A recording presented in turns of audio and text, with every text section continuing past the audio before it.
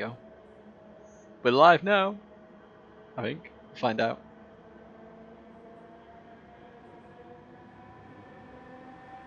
Yeah, you're not on the stream. And yes, we are live, because Twitch is live and YouTube's live. That's good. And my restream chat isn't working at all.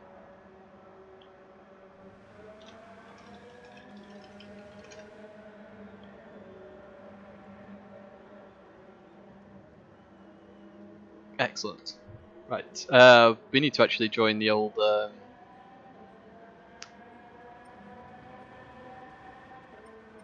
It's 1:45.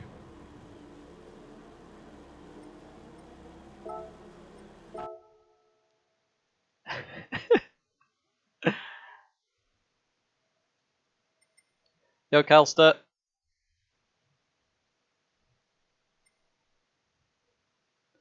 It's quick anyway. If anyone's wondering on live stream, I'm talking to Matty at the same time. So yeah, you won't hear Matty, but you'll hear me talking to him. It's not gonna get in it. Yeah. Yo, Ronaldo.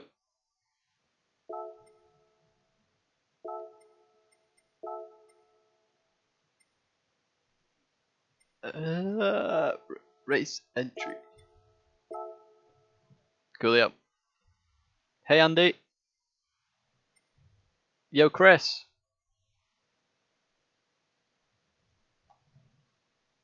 I will sit down in 1 second. So hopefully the internet stays stable, because apparently it's going quite slowly, but it appears that we're doing okay at the moment. I've upped the quality by 500 bitrate, so hopefully it's a little better than last time. Yo, Phil. Yo, Patrick. I'm all good. I've been to work today, so I'm not as wide awake as I normally am for the past few live streams. I've done about an hour for Nations, Calster, and I have actually done more than an hour, but that's just to see which of the terrible strategies I can do to kind of help myself, because I'm going to fail.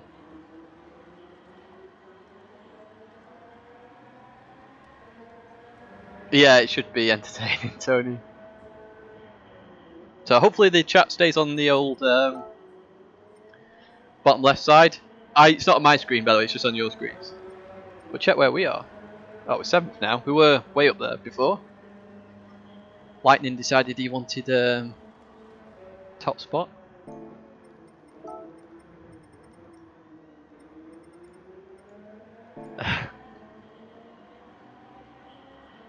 Yeah, it'll be a slipstream fest, Calster. So if anyone just joining now, I'm also on party chat with Matty, but you won't be able to hear him. But sometimes I will speak to Matty, so for the obvious reason of slipstream fest. But I don't normally race on party chat because I like to concentrate more. But Matty's alright. Occasionally, just chuck him a load of abuse in chat or something.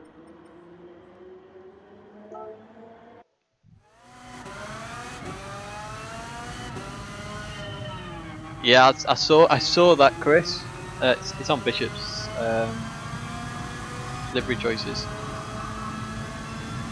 That's a good start. I'm actually going to email PD about Marine, because that takeout.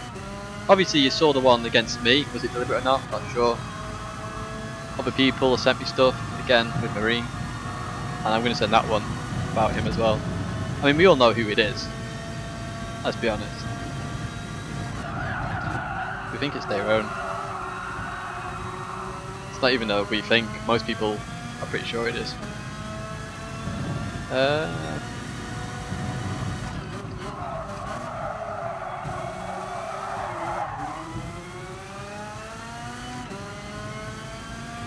Yeah, that's the thought process behind it. So then his biggest competition is then wiped out, and he can make sure he gets it back.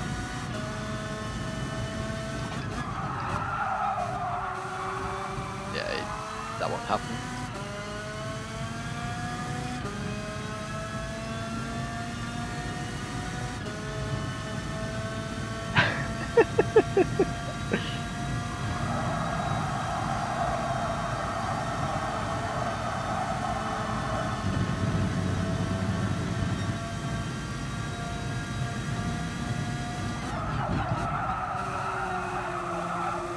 Give me a shout on stream if it starts lagging or doing anything funky, and I'll turn the bitrate down a little bit. As I say, the internet's going a little bit slowly today for some strange unknown reason.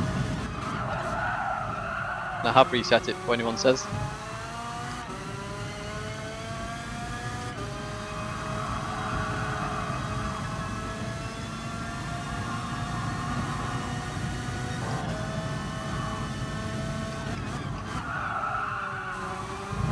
Wait, don't want to do that. I have reset it. Reset it straight away. So I had my tea and then reset the internet, and then it's still going slow. I'm going to email the service provider, find out what's going on, because I've been doing, I'll show you after the races, I've been doing some spot checks of internet speed, and we're nowhere near our upload speed, so we need to get it sorted.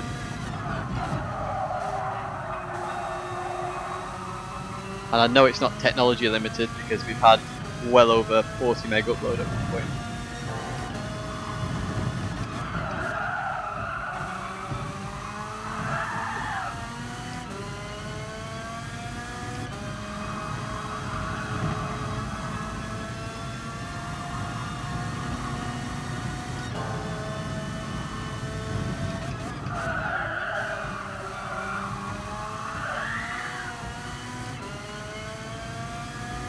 Don't want them sliding in the race.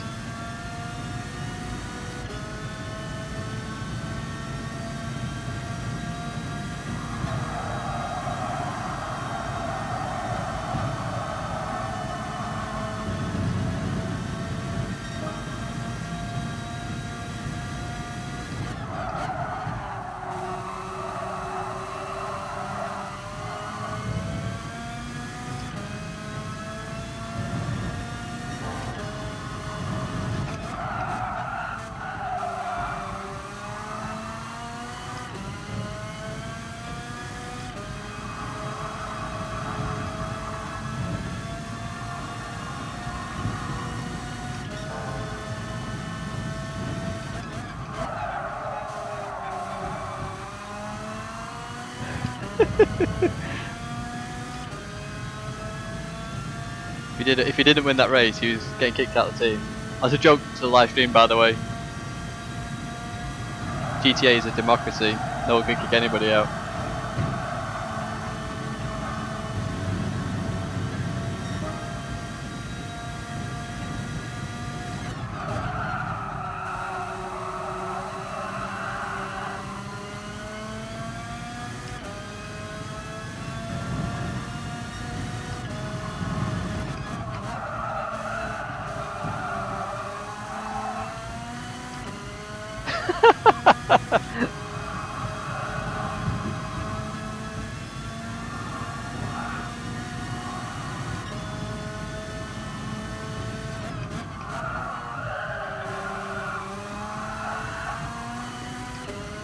Yeah, I'm definitely using traction control 1 in the race. Just helps stabilise it a little bit more. Slightly slower though.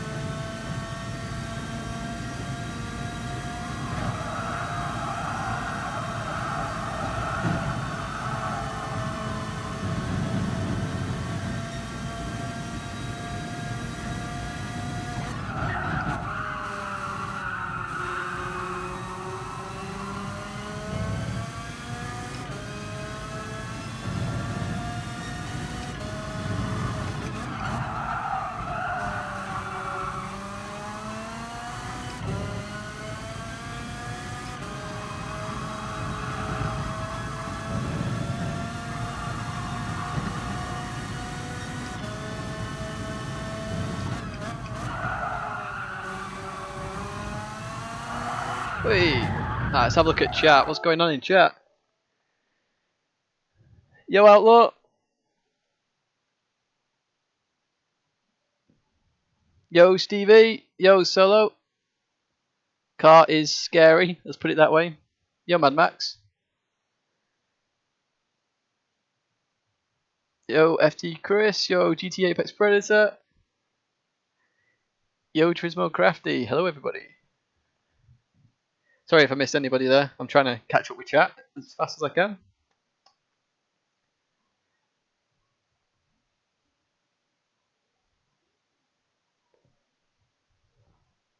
Should be an interesting race this, that's for sure.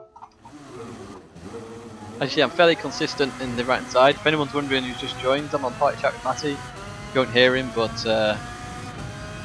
you'll probably see GTA working together a little bit. Or hearing, yeah, as Matty said, my hilarious jokes. If you can hear him laughing.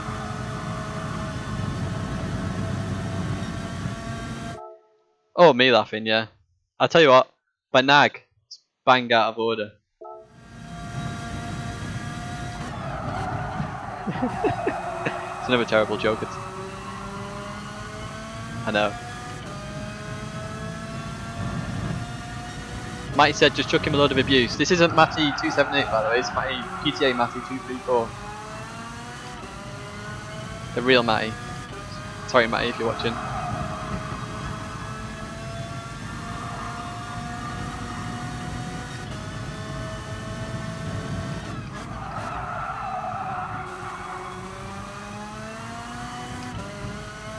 Yo,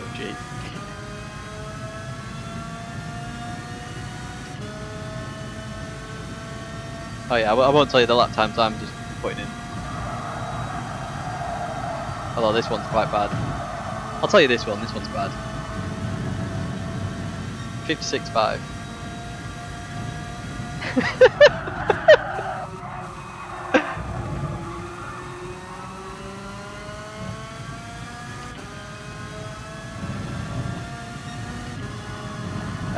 Matty says he's going to do a 55.5 in the qualifying, guys.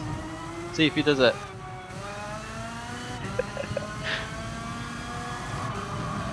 Sorry, 1 minute 55.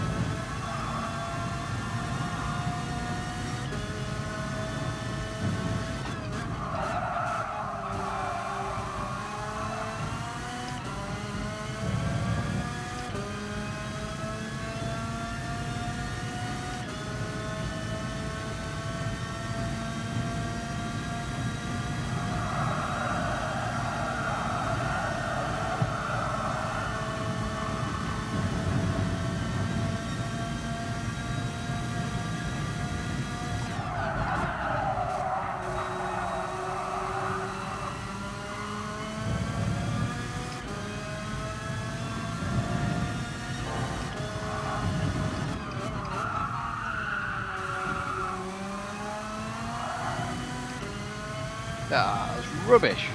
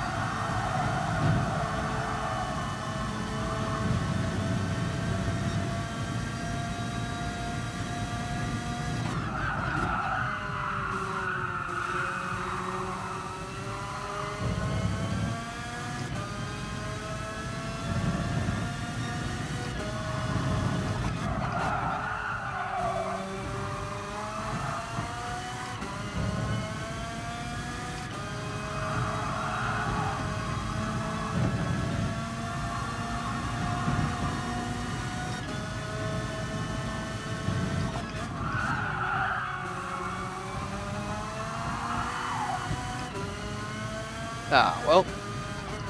Right. I'll be back in a second, Matty. I'll be back in a second live stream. T's gone through me again.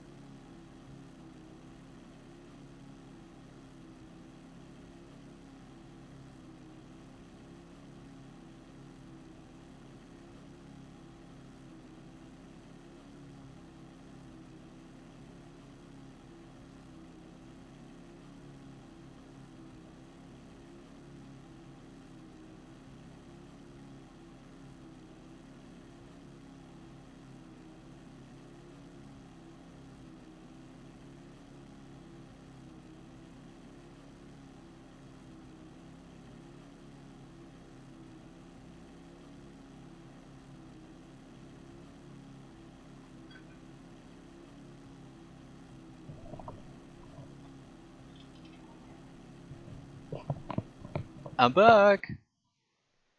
Hey Aries. Oh, nice one, Matty.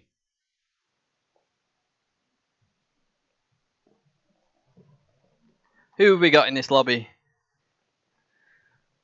Where are you, Matty? Ah, there you go. I got worried then. Both Matties are in this. Winner between the Matties claims rights over the name.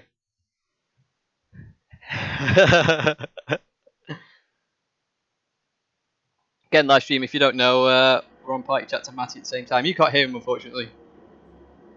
So you just take the mick out of him on the chat.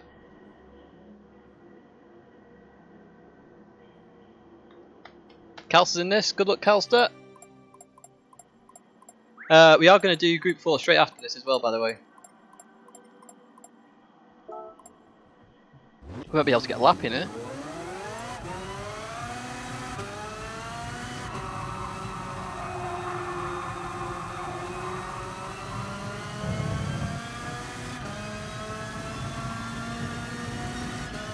So we've got a couple of people who like dive bombing in this race. TG Tenka is known to dive bomb a lot. Sure, mate.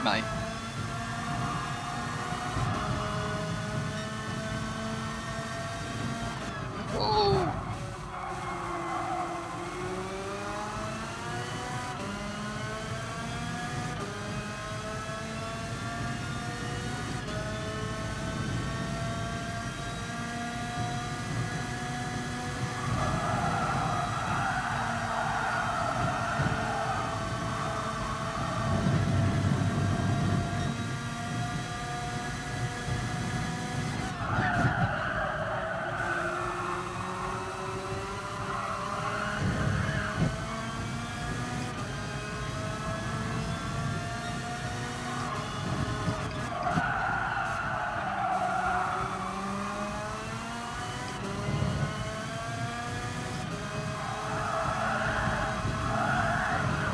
Well, I guess a lot more slidey with people about. Oh my word.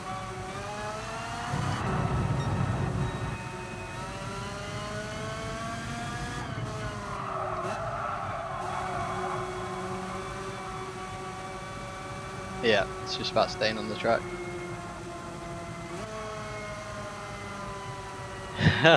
12 carts in the battle on the last lap. That'll be interesting. So no ABS. The reason for no ABS is because, believe it or not, if you have ABS on, it reduces turning a little bit, so you turn it off. Don't need it in karts. Let's hope Manu Rodri doesn't lag out because he's got a red bar. Let's do our cheat to get out first. Plant your foot now, mate.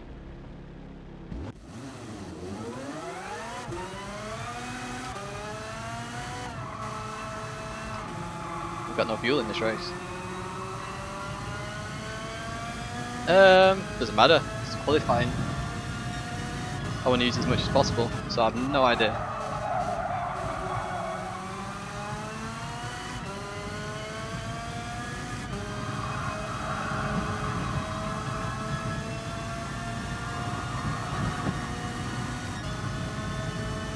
Go for a couple of bankers and then try and improve if you want.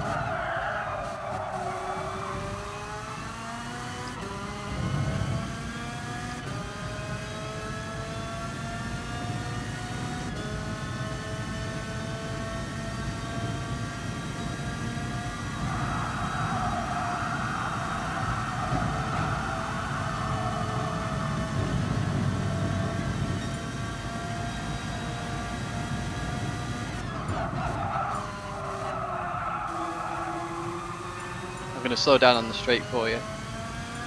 Oh, look at that. Slipstream just gets you so much time. Jesus.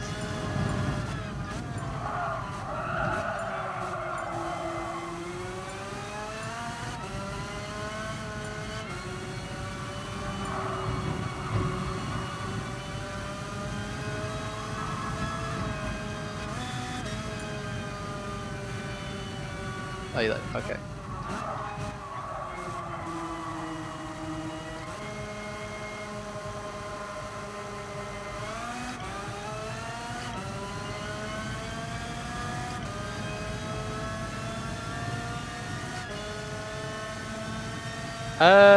Yeah, I'll go first.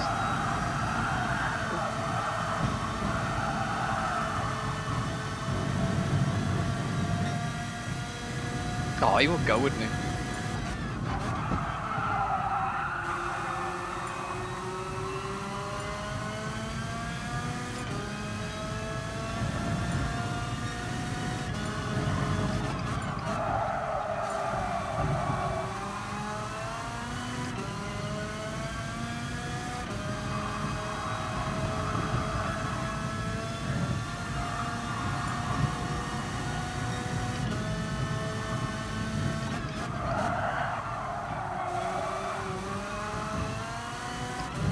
Did you very well there.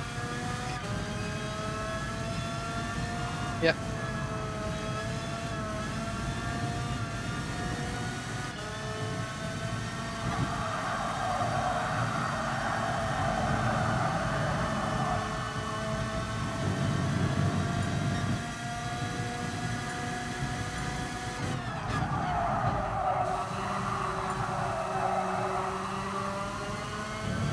I'll push you along on the straight, I think.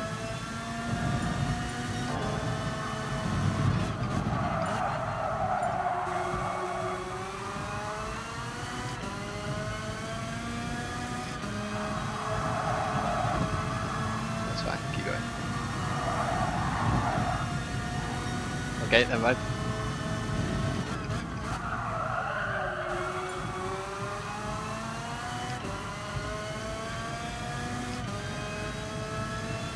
You should get a good run up here. How long's left? No, keep going, just a little bit.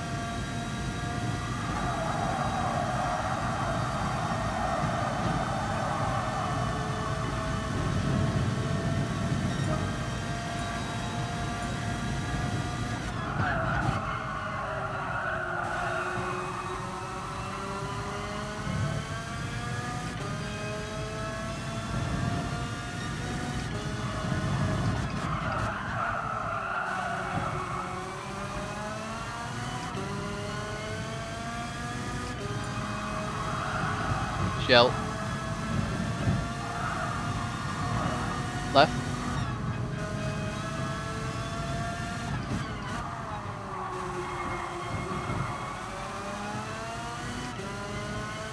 Yeah, we might have to let them go in a minute. They're leeching off us.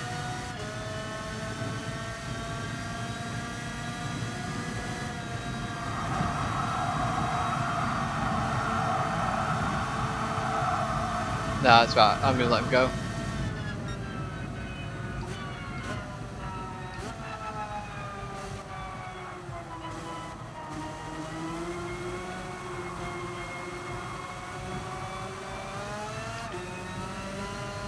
Do some more clear air. Two carts back. There's loads of air out there.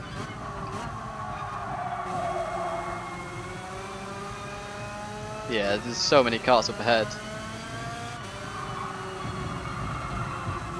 Yeah.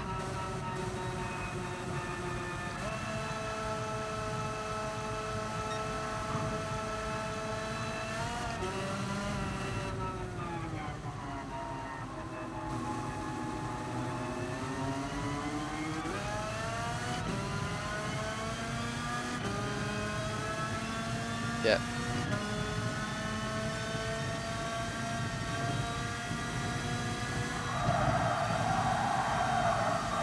Yeah, it could be good for us actually.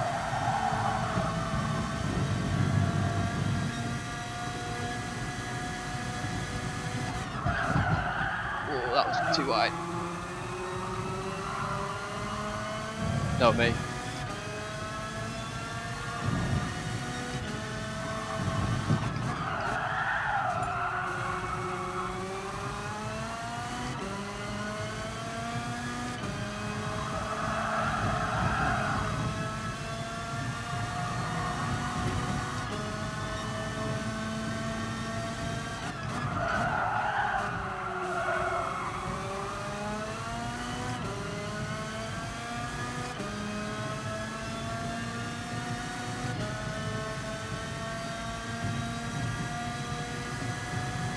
Yeah, might as well now.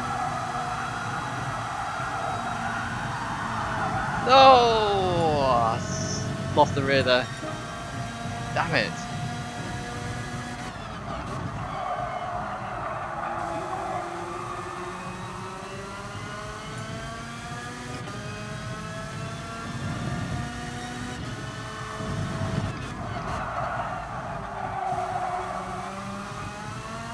I'll just keep going.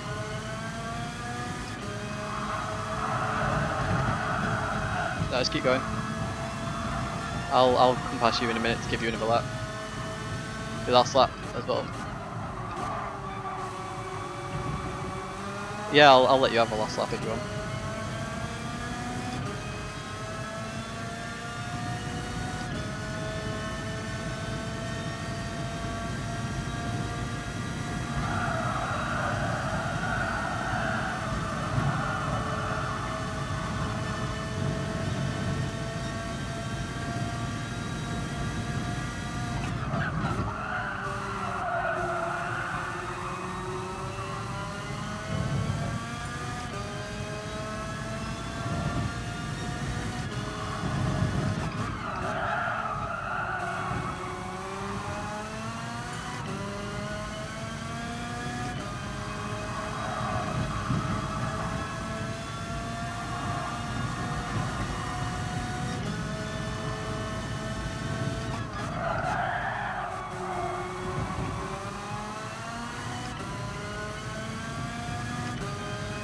Yeah, if you want to come fast.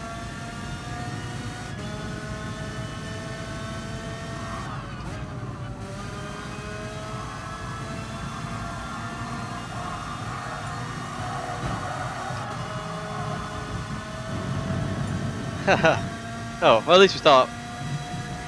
That's not bad, that. Good fun.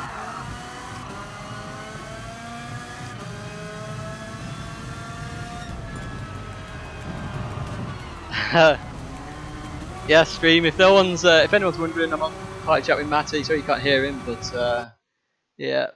Oh, who's that? Yunsu. It's on 1. Oh, it looks like the old. Oh no, chat is working. Thought chat had broken. Oh, we're 7th and 8th.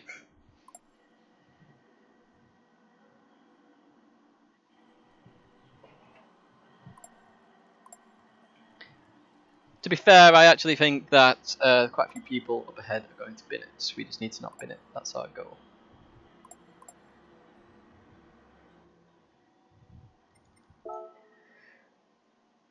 Yeah, that's very true. Where do we need to come? I want 3rd or higher.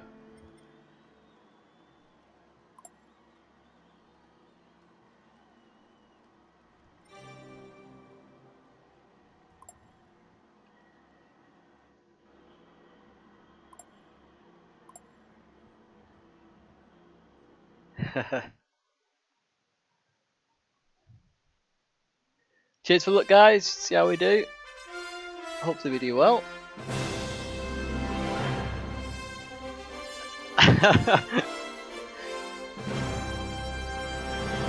That's very true. Hey, Farah.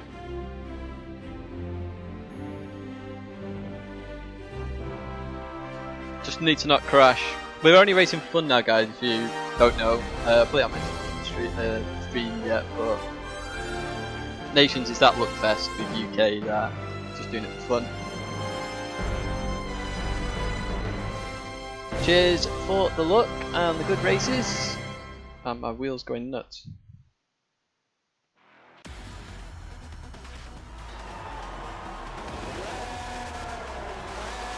Hey, this is actually one where we can rev it on this bit because we don't use fuel.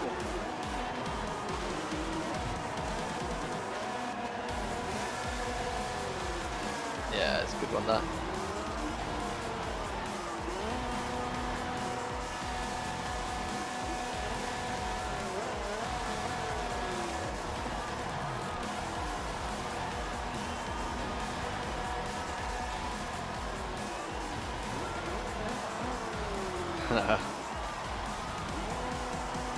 We hope that guy doesn't take us out. Cheers A86, nice to see you on the stream.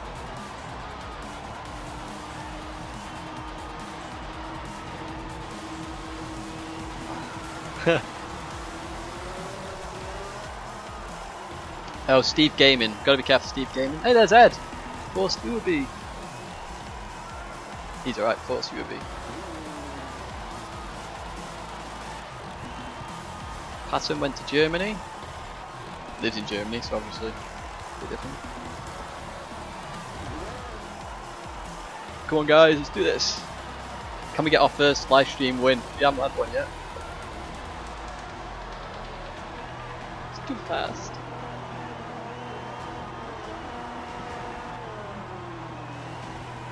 Did anyone see where I needed to come, by the way? I can't remember my number. If anyone can put it in chat. Don't run over any bananas now. I could do with some bananas though to chuck out. We get a blue shell, right, if we have an instant anywhere. Fine. Knock out the leader.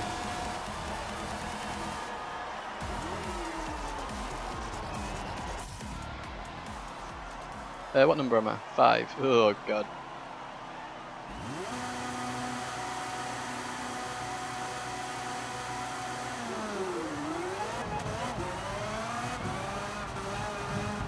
Yep, you too. Just keep it clean, keep it tidy. Should be good.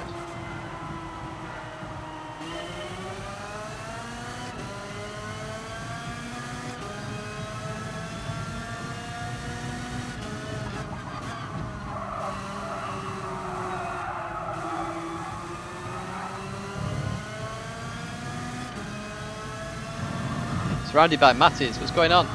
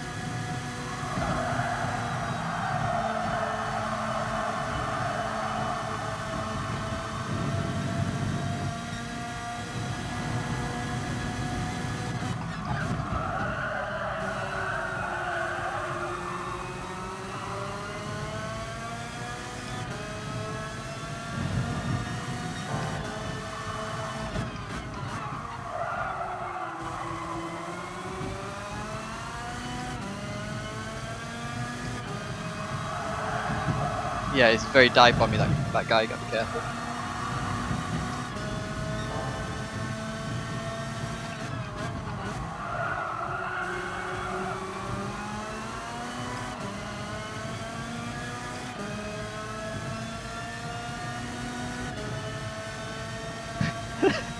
That is very true.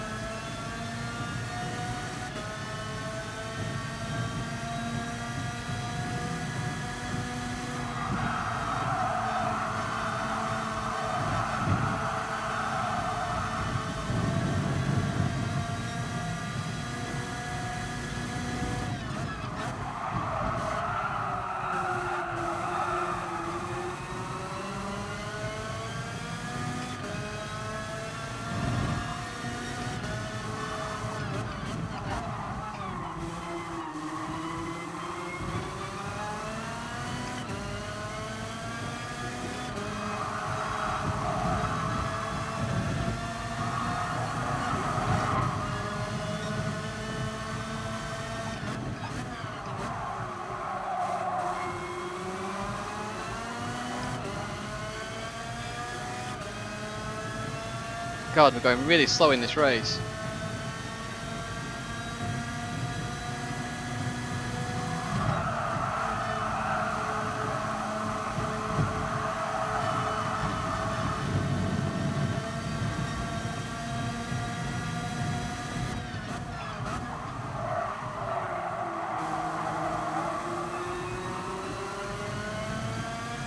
My wheel smells like it's burnt. Oh my god, imagine if it's on fire on stream, that'd be hilarious.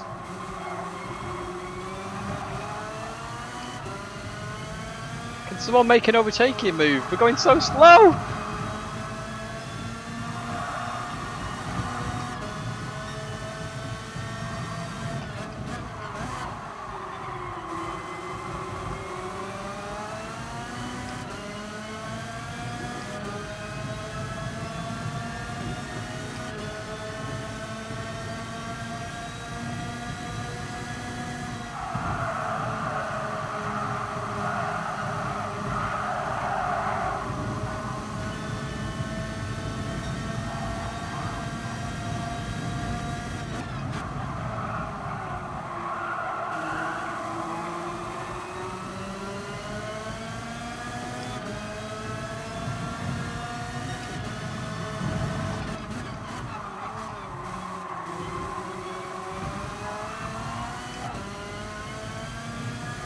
People would stop hitting me in the bloody bumper.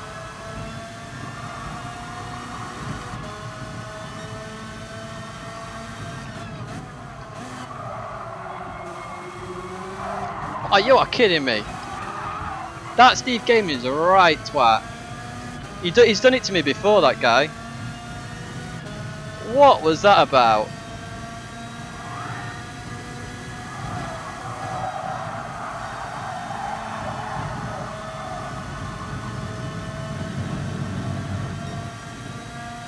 Unbelievable, that guy.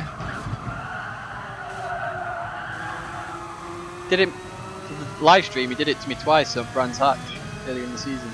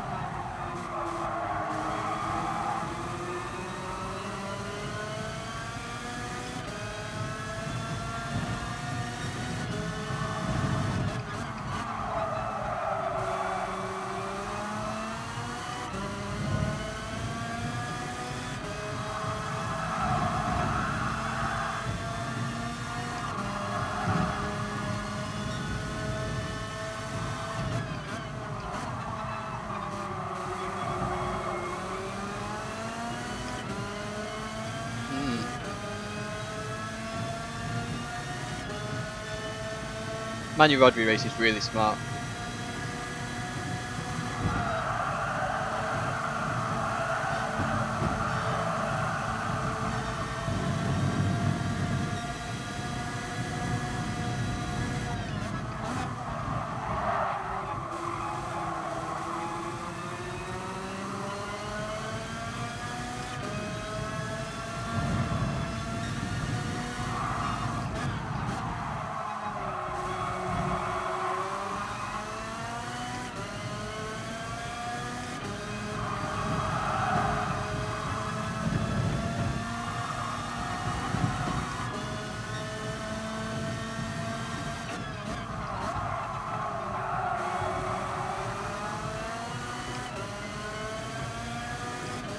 God, if we can break away from this, that's all I gotta do.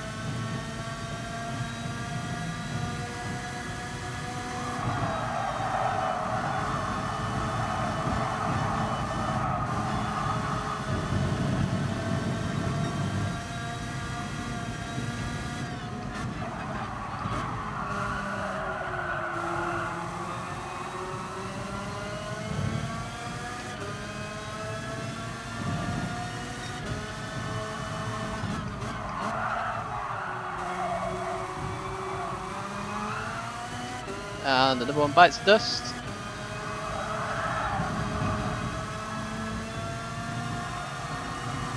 Come on, GTA 1-2, let's do it.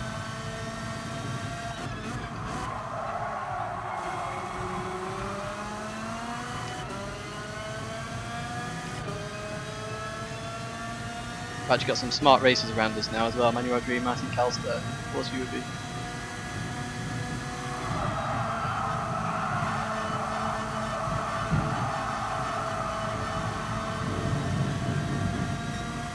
Yeah, apart from Steve.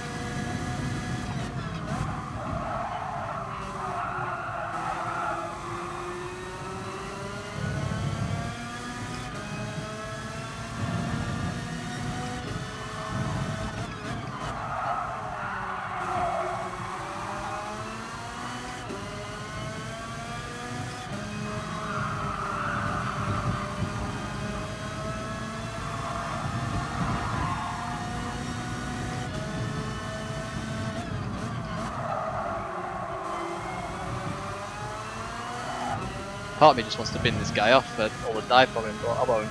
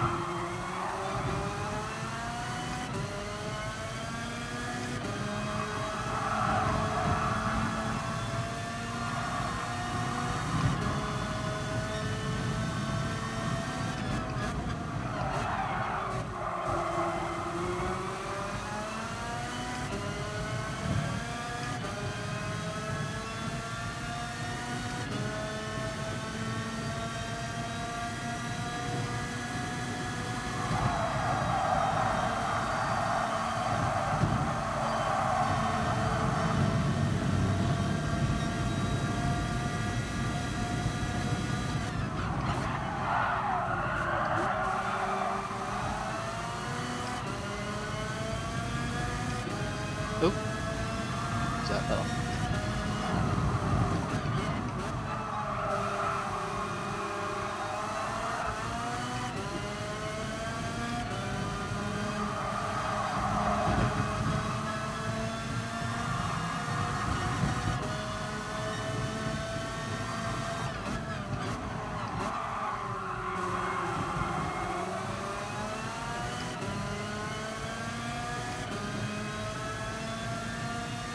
This is such a stupid combo.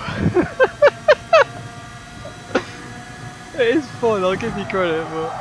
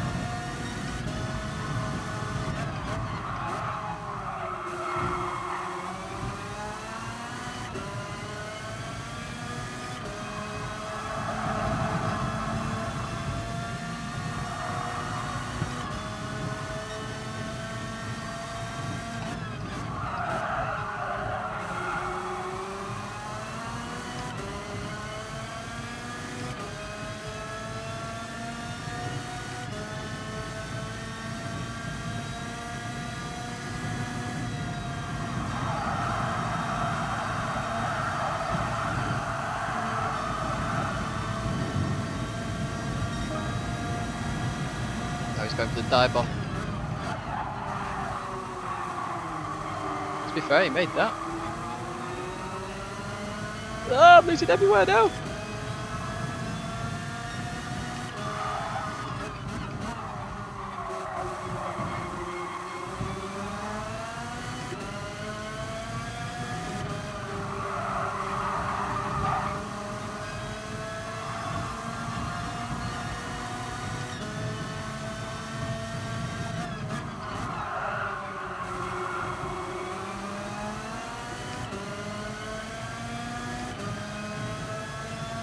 Yeah, my wrists are absolutely going.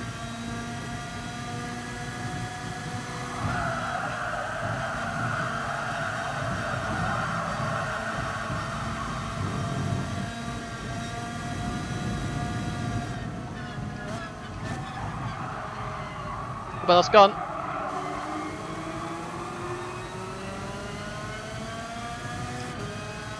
Yeah.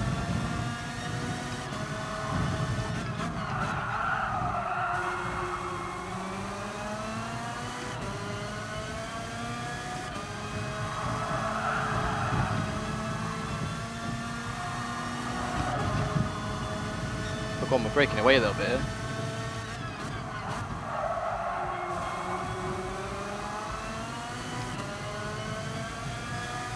No, it's still within distance. No, it's fine. Go, go, go.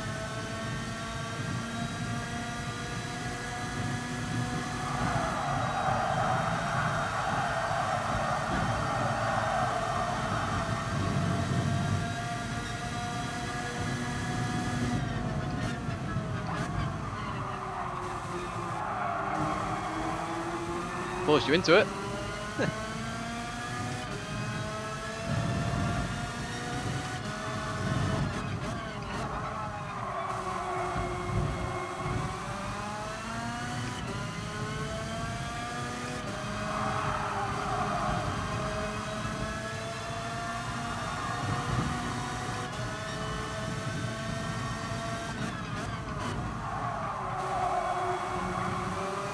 Stay to the right, mate. Help me!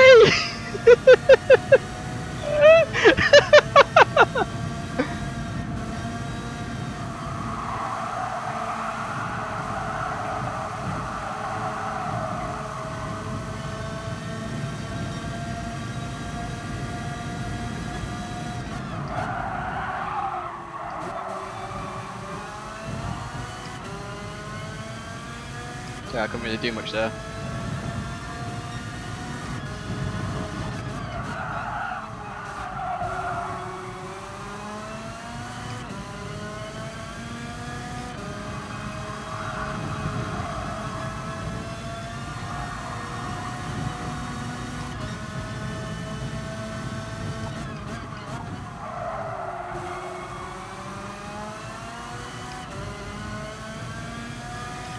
Go to the right, I'll help you, Matt.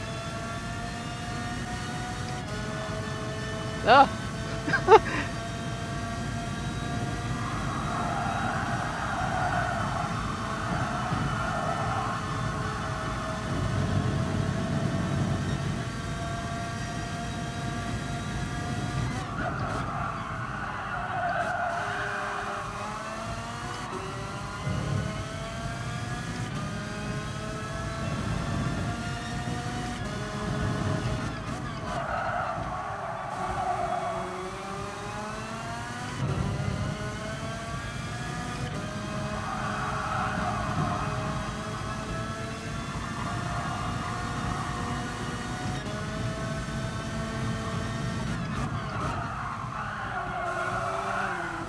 Shit, that was bad. Ah! Didn't want to be here. Oh, he gave up. Interesting.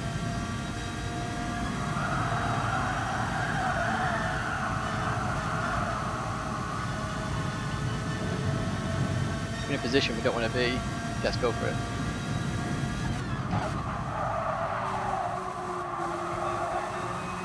Somebody just nearly binned into me, I don't know who it was.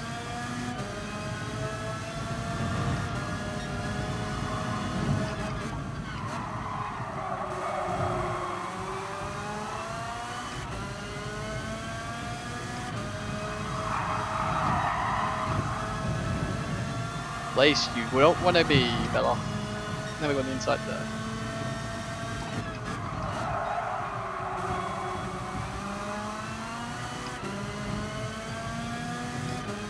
Might try and get away.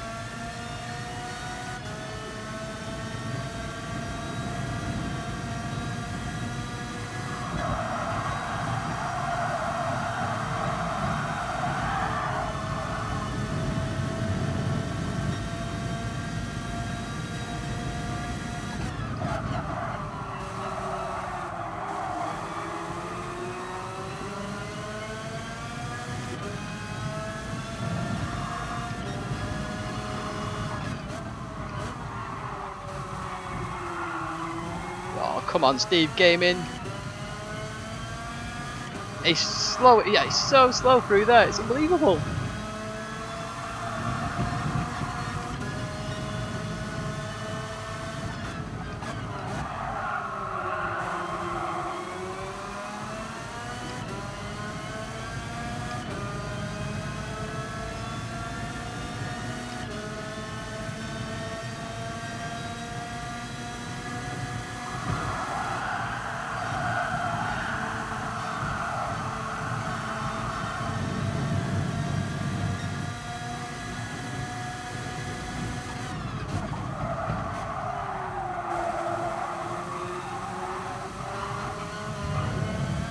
God, Beloff got lucky then. Or whoever the hell's in front of me anyway.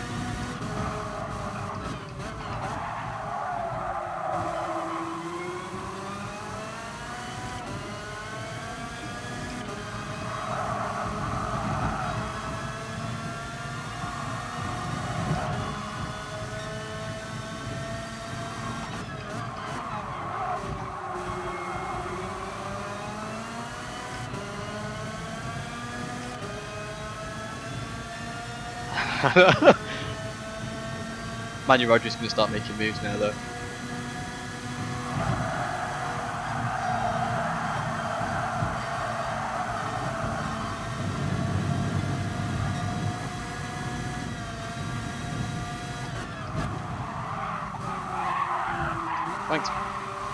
Thanks Beloff.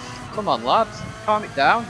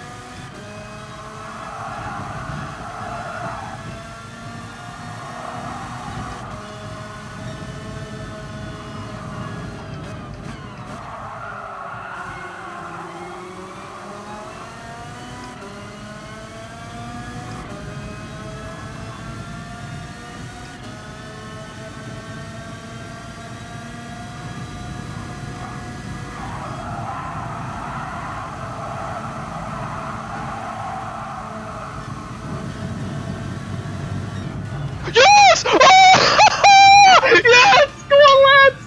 Oh! Oh, man! Oh! Oh! What a move! Oh my god! Sorry if I've just done a live stream, by the way. Oh, I think I've just like killed my kidney at the same time. Oh! Cheers, dude! Oh my god! What a way to win, round the outside, last corner. Oh, unbelievable. Oh, that's a shame.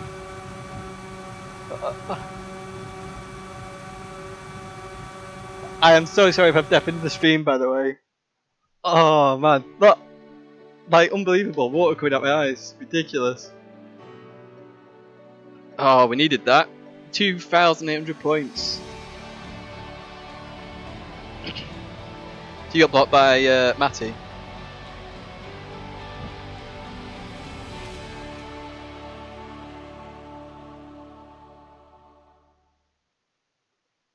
Ah. Whew, God. Yes, Matty278 in chat. Wrists. Wrists is definitely the thing. That's going to be our best win, because we ain't going to win the other one.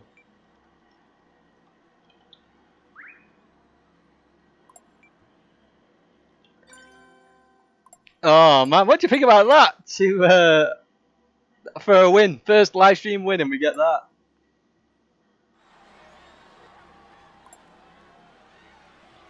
Ooh.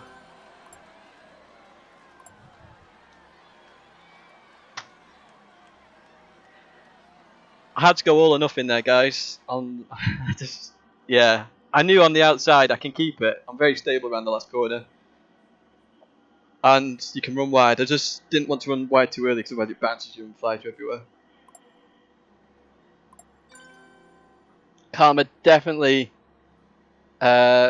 Yeah, that was just unbelievable. We are going to go straight to manufacturers as well, guys. So do stay tuned for that.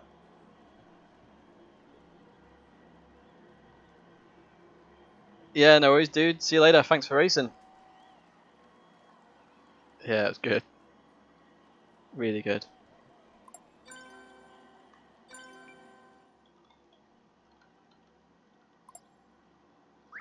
A few dive bombs in there by a few people, but you know what? They were sometimes clean at the end. Oh, yes. Oh, we so needed that for Nations. Absolutely needed it. Especially after Brands. So Brands, we would have got around 2-4 if we hadn't have been a bit of a plonker. That should put us well up there. Yeah, see, we beat Adam even. That's exactly what we needed. Get up there, beat Zoki. Oh, we'd be up there with Zoki now, actually, in terms of points. So, yes. So, guys, hey, how about that one for a race?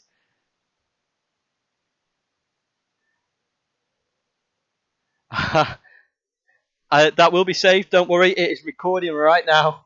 That is literally... I bet when you tuned in, you didn't think that was going to happen straight off.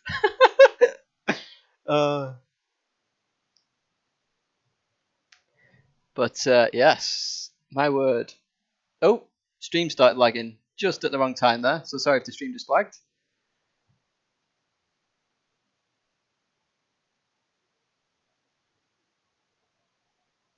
Best live stream ever. Oh, honestly, I am like buzzing, like ridiculously. Honestly, like there's very few times when you get like this sort of buzz from racing. But then, literally, like X2010 challenge a while ago, that was a massive buzz. GT Academy again, massive buzz. It's weird buzz. It's what keeps us going in these.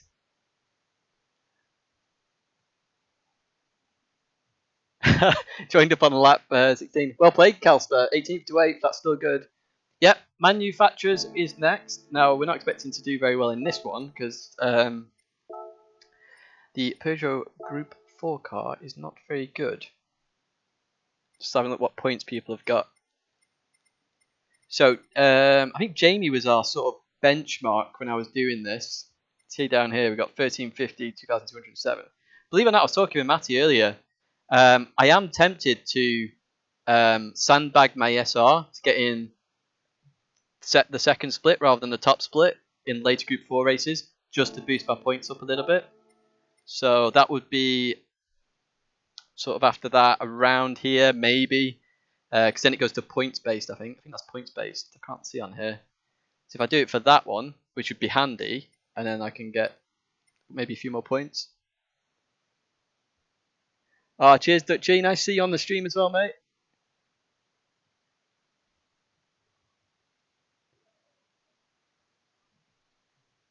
I gotta say, like, literally in that sort of race, it's all strategy. So when I lost the lead, went down to third, I knew if I kept third, I would be in a good shot. And then sort of Beloff making that slight tag on Steve Gaiman helped me because obviously then I had the slipstream to try and go around the outside. And it was an all or nothing move, basically. That could have ended in disaster if Beloff lost the rear or did anything, because obviously he was losing the rear earlier on.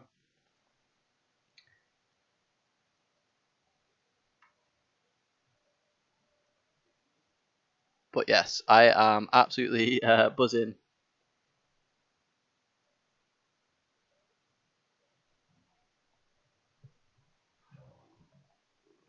Ooh. Right, we're going to wait 5 minutes. I was going to show you some actually. What was I going to show you before that I mentioned? That is my first win on stream, Kelster. What a way to win. I'm going to say, literally, that is the best win I could have hoped for on live stream. Like, so close, strategic. I raced well, I thought. I raced clean. I kept giving space where I needed to. And then to come out with that, unbelievable. It's not like I'm in a media interview, but yeah. Haha.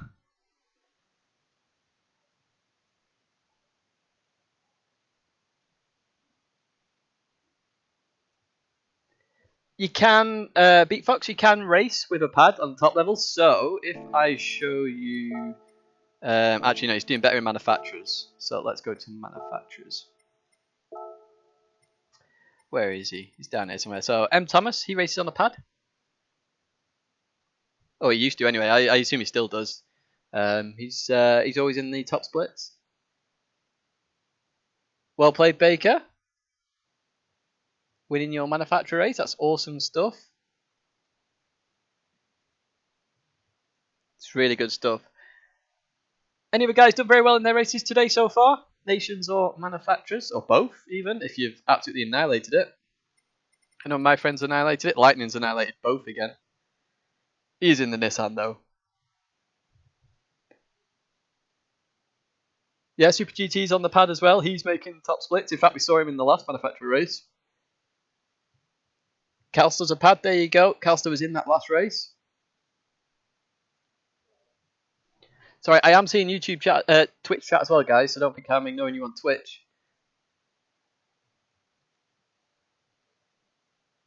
So, hey, Stanson, Hero. I know you're over there. Your chat should come on the old live stream as well.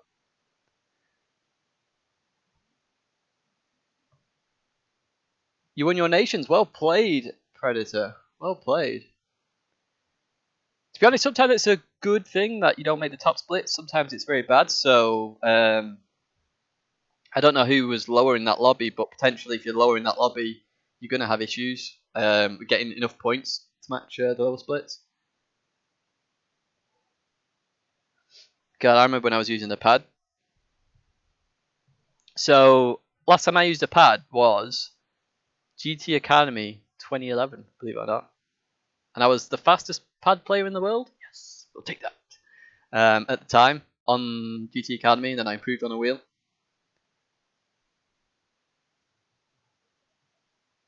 I got 2.8k Kelster.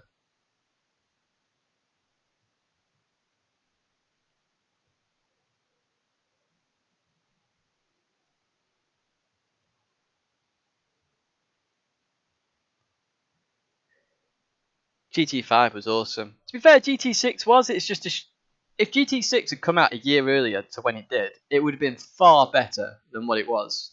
The problem was it came out too late. And then what they've had to do is sort of create, not like a new genre, but GT Sport is not GT7. So they did GT6, PS4 came out, and they've gone, right, we need a new game, Gran Turismo game, because there's no way GT7 will come out this quick. And GT Sport took a while, to be fair, because they like to perfect it and stuff. But even so, they brought out GT Sport. I like this game, to be fair. I just wish they'd sort out Group 4, because Group 4 is just making manufacturers atrocious, to be honest. TGT review will be probably October or November. As with all my wheels, I like to get a really good use out of them. First of all, then you get my honest opinion. If I use a wheel for a week like most reviewers do and then come out with stuff, then how do you know it's legit? I could have reliability issues. So my G29 is a good example of this. My G29 broke after a week. If I'd have reviewed that in 5 days, I'd have said that was amazing, but I obviously don't have the issues with the G29 initially, and then it got fixed and then was working perfectly. But I would give you that feedback. So I gave you the feedback about, it was a bad batch of wheels. So then I got a good wheel, and they kept saying the shop kept saying, keep bringing it back until you get a good one. And I got a good one, works fine. G29. In fact, I've just sold it, but I've got too many wheels. My Fanatec is actually getting sold next as well.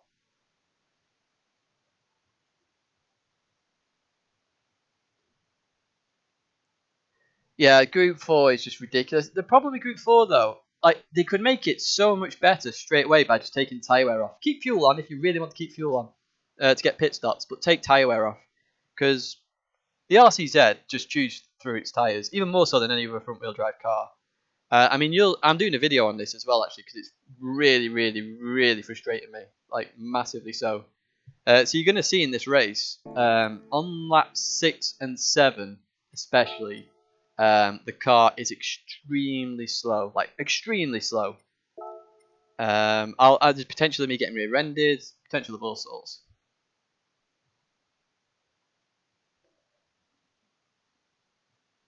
Initially, I was faster with the pad than the wheel, but then I slowly transitioned to the wheel. Now I'm much faster on the wheel than the pad, but that's because I don't use the pad as much. Believe it or not, actually, this is a funny story. So,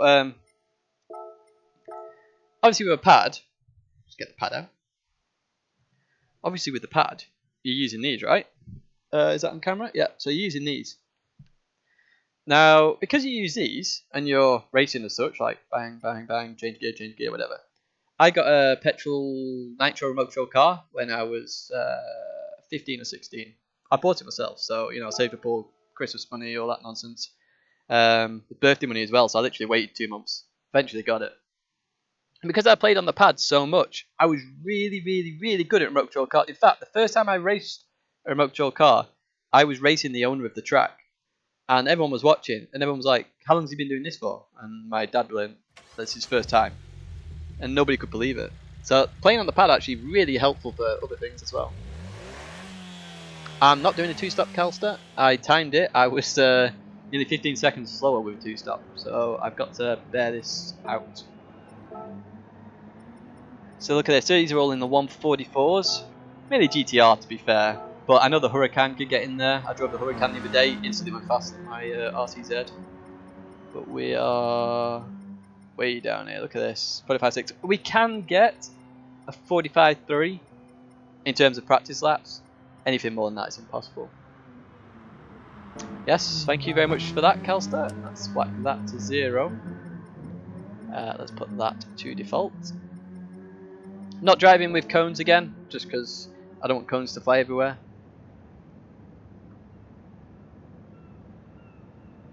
If you've got any questions, by the way, fire them away at me as well. I'll answer any questions you got. I will go on track in a second. Just check my phone because it started going nuts. Oh crap. I'll be back in 2 seconds. Got to go chuck the animals some food down. So I'll be 2 seconds. Enjoy the screen. I would put music on, but I'll be back in 2 seconds.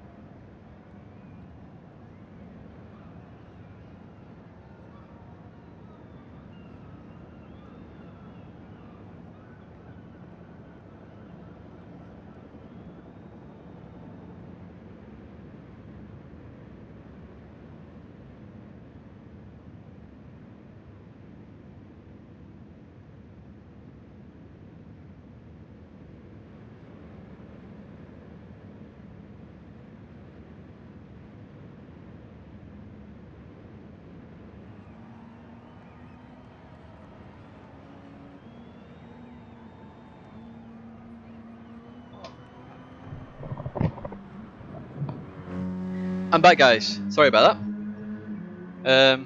Yeah, nobody's in tonight, and the dog was there complaining for food, obviously, because it hasn't had tea yet. Normally it has her tea half an hour ago, so... If anyone's wondering what animals we've got, by the way.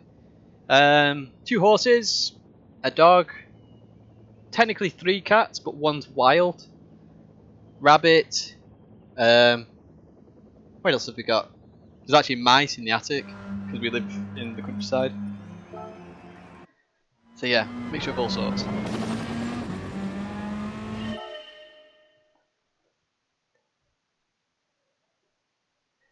How do you deal with an absolute toxic driver? I tend to ignore them, so if they're talking to you specifically and messaging you and saying all sorts of crap,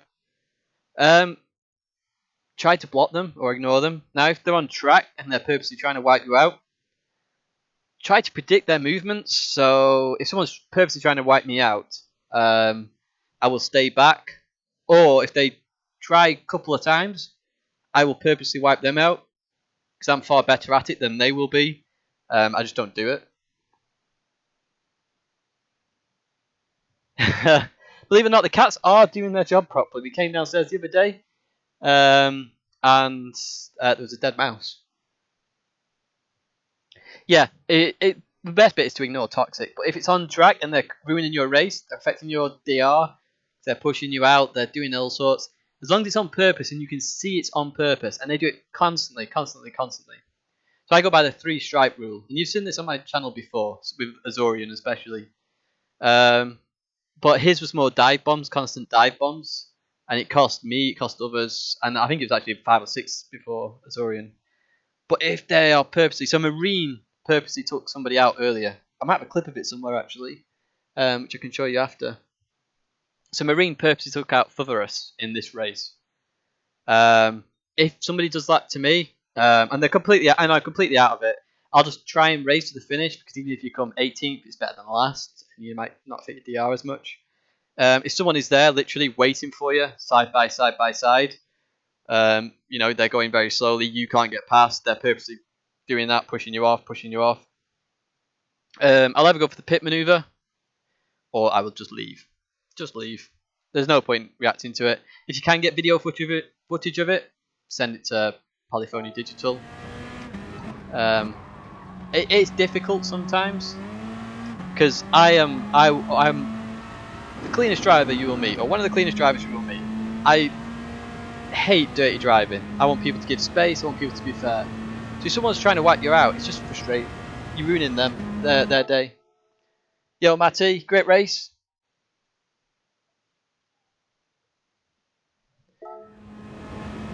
I'd say I don't endorse fighting fire with fire on track, but if it's 2, 3, you know, over 3 really, if it's over 3 times, I will then start pushing back. And at the end of the day, I've had plenty of fun with mates on this game, or on previous GTs, to know how to, you know, really annihilate somebody on the track. In terms of pit maneuvers, or the pit move. If you don't know what that is, it's obviously you got your pit wall here. You just try and get them into that so they stop dead.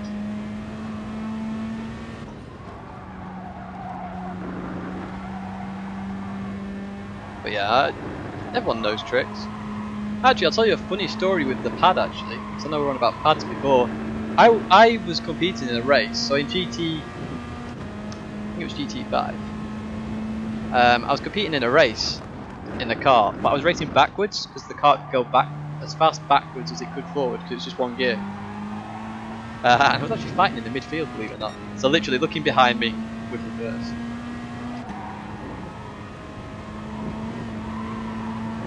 Oh, this is going to be horrible, this race. Look at the understeer, terrible. Got 5. It says our optimums are 44.6, that's lies. That was before the tyres. Tyre patch. Oh crap. That's not very good. Right, I need to stop talking and actually concentrate a little bit as well then. Yeah, so if we ever see Marine Le Pen, we won't see him in this race because he took out for us earlier in this race. If you ever see Marine Le Pen, for example, he is known to take people out. And as I say, this couple of guys sent me some footage of this, of him doing it. So if we ever see him, we'll either be staying back, staying well ahead, trying to stay very clear. If he goes to try and wipe us out, we will do everything in our power to avoid that. If it continues, we'll obviously get fired up at that point.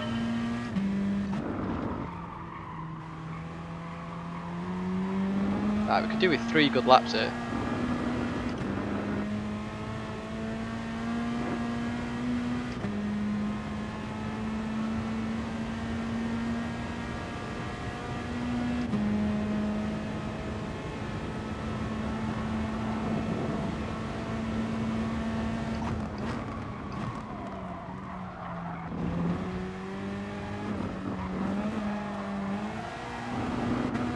Look at the understeer. Giving us more power does not help this car.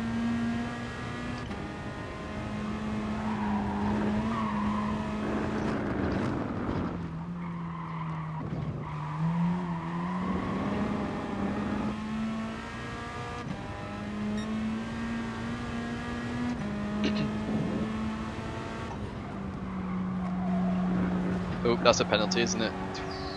Killer these penalties, man. See what we could do in the past on a previous Dragon Trail race, or a couple actually, only one's been on the channel, a couple. You could dip your tyre in there and it at least helps front wheel drive cars get around. It helps others too, but at least it sort of balances the class a little bit.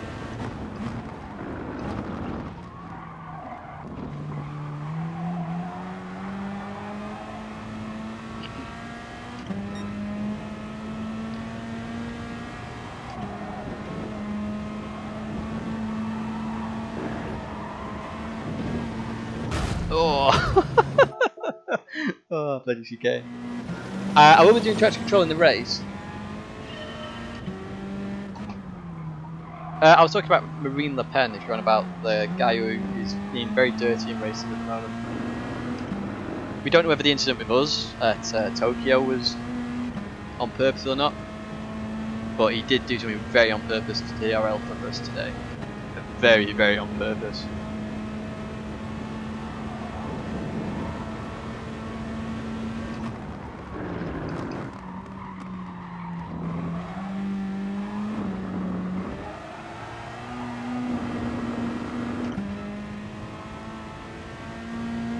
Sorry if the stream lags a little bit. It's only like a tiny bit during this, thankfully, but the internet's going very slowly today. I have no idea why.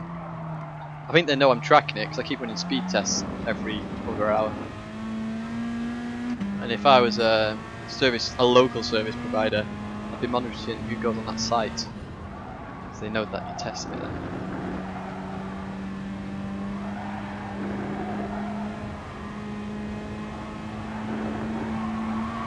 Just look at the understeer there. What is that about? Bloody front wheel drive. Do you know I've been testing the handbrake lately in this car? I've been trying all sorts.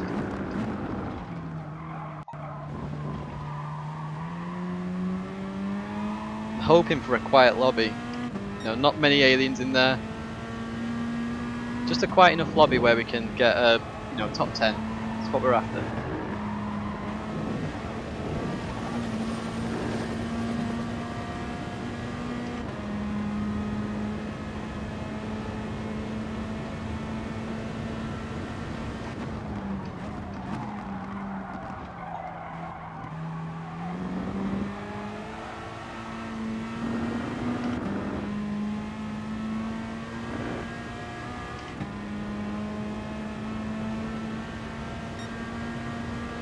Too bad.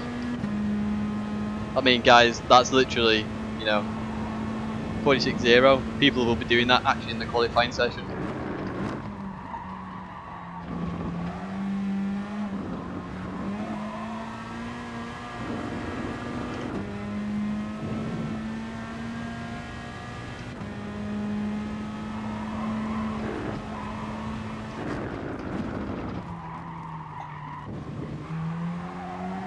Oh, I knew I'd get a penalty for that.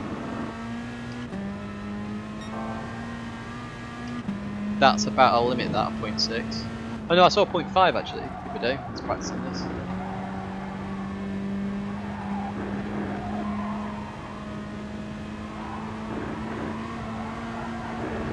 Oh, understeer central.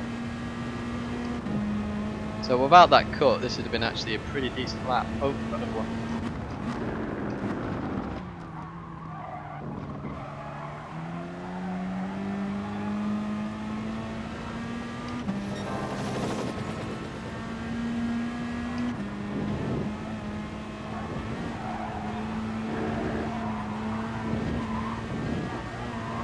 Oh, that was pretty quick through there.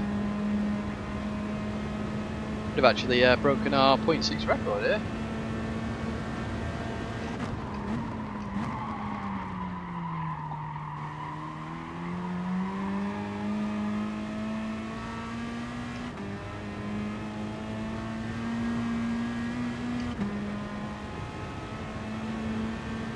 Yeah, that's not too bad. TV, good point. Thank you for that. Let's turn the volume up. And then back down again.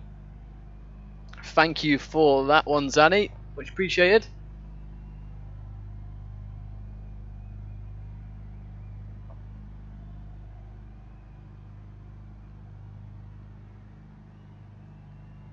I've done it, Zanny, don't worry.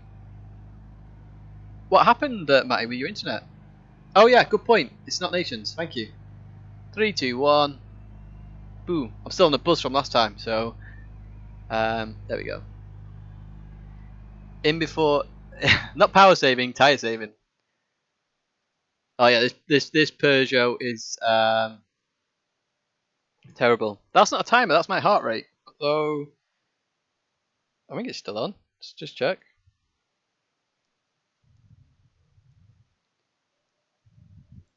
100, slightly off, but even so. Right, who have we got in here?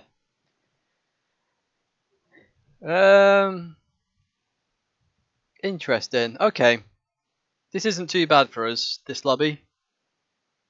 It's not super strong. It's got some very strong people in it, but even so, why have we got to come third? This is what I hate about this game. We're in the worst car in the world, and we're going to come third. Never mind.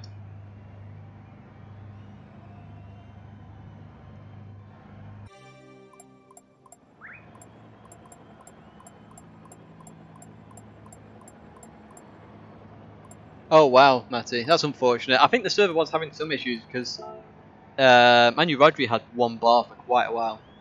So we're looking for anything above 10th here, guys. Anything above 10th is a positive for us. So if we can do that. Oh, there's XQ. We've not seen him in quite a while. Very friendly guy.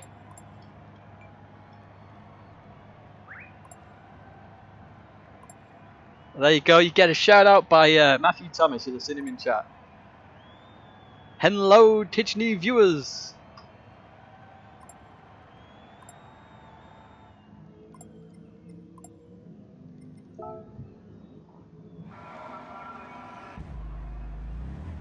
I know I have the 3rd highest DR, but it's still, like, in my opinion, if they want people to race different manufacturers, like, you know, picking Peugeot for example, Volkswagen's going to be down here, and so is Audi in terms of, you know, the pace. Don't get me wrong, that all the front-wheel drive cars are the worst, because there's some other cars which are pretty bad as well, but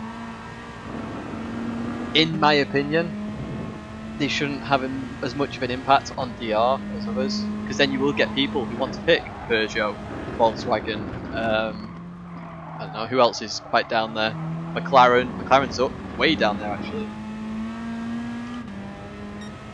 But if I was picking up a manufacturer, so obviously it was between 2 when I decided my manufacturer, between Peugeot and Lamborghini. I picked Peugeot because I was really loving the RC Tidgney car at the time.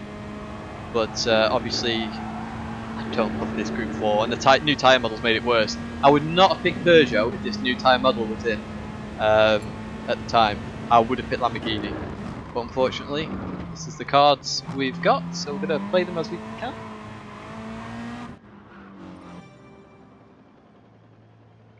Yeah, I think SQ is trying to switch to a wheel, although I think he might have had to take it back. I remember reading that on some chat somewhere. Let's do our usual cheat to try and get out first. Need all the help we can get. Ooh, not out first this time. 3rd, I think.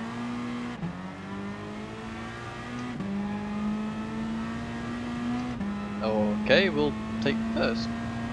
I don't know. Yeah, Manuel Rodriguez struggling with his internet again, you see. Not sure what that's about. Like, it wasn't lagging, but it's just got a red bar, which I get scared about if I see a red bar. Look, the car turns better with tyre wear on for some reason. It's a bit bizarre. Strategy here, guys. Out fast, in, out fast, and then cry. Is what we're doing. I'll probably let this guy go. Maybe. Oh, he's backing off. That's fine.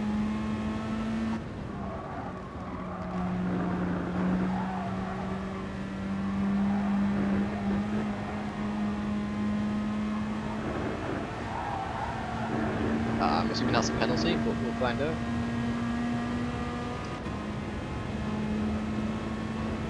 Bloody penalties.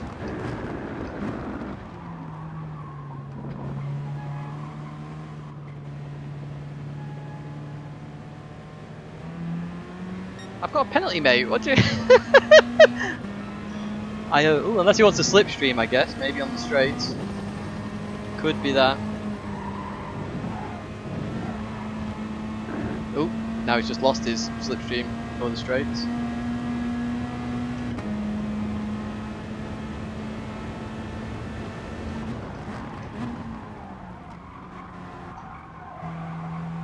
Oh, I've done this corner completely wrong for a qualifying lap.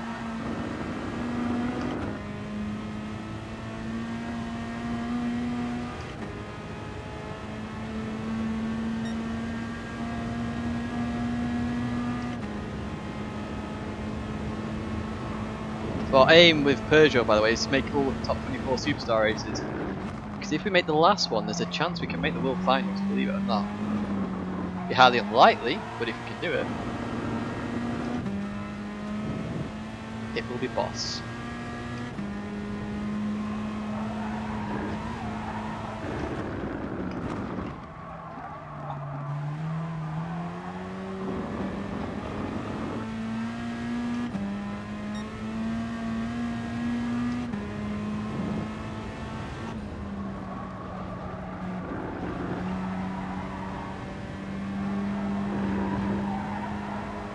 Yes guys, I have to lift in this S section to survive.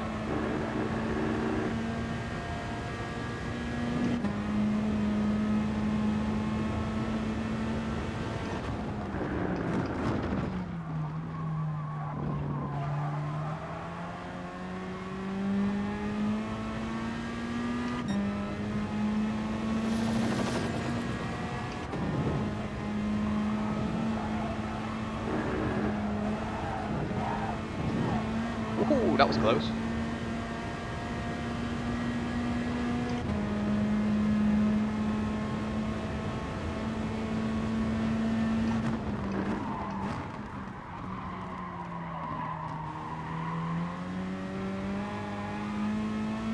Wish that dude dropped a little bit further back with a bit of slipstream. Never mind. Do you know what? For first run, that isn't too bad. Anything under 47 on the first run in this car is pretty damn good.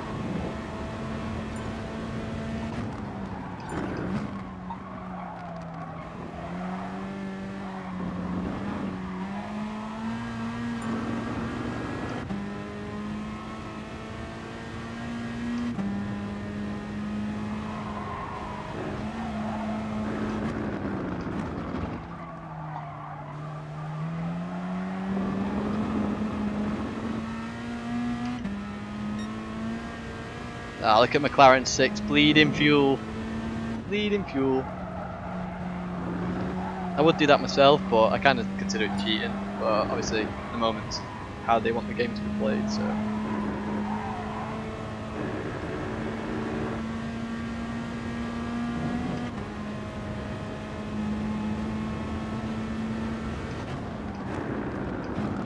I'm not calling them McLaren a cheater there either, it's just using anything to its advantage, which is fair enough in racing, because otherwise we wouldn't cut this chicane.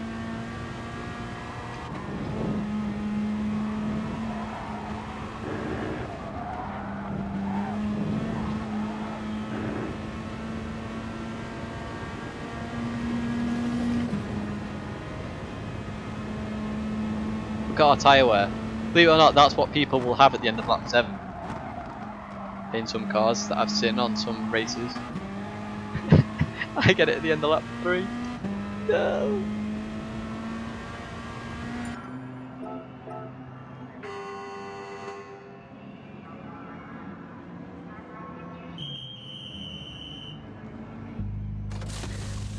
See, I would say the Supra is quite bad, Matty, but the only exception I would say to that is that most of the races that are coming up, let's whack traction control on just to make our tyres survive. Most of the races in this manufacturer's championship are all fast tracks, so I think the Supra is actually quite good in that sense. I think if there was more handling tracks, I would completely agree with you.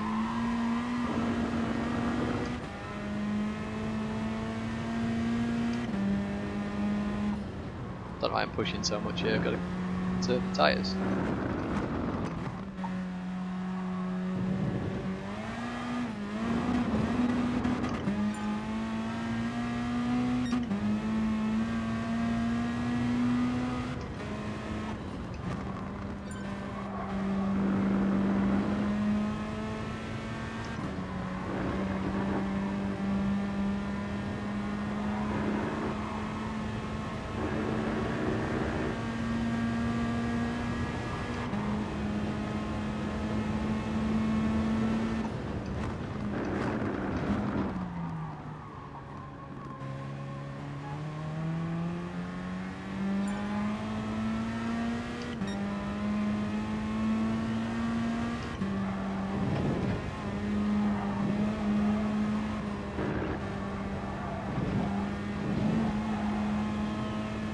Right, let's whack that down. Let's get the times on the screen. Let's go for a really wide line on entry. See what we can do, lads and ladies, if any of those are watching. But it's racing, so I very much doubt it. And this lucky fella gets a bit of slipstream, as does the guy behind.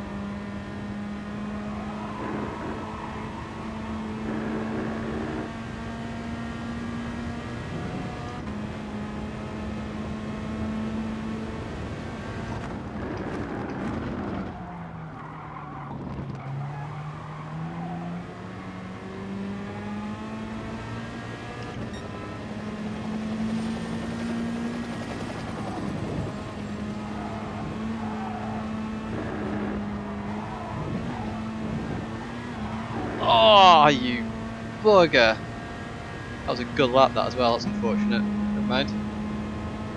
We'll improve, but not by much.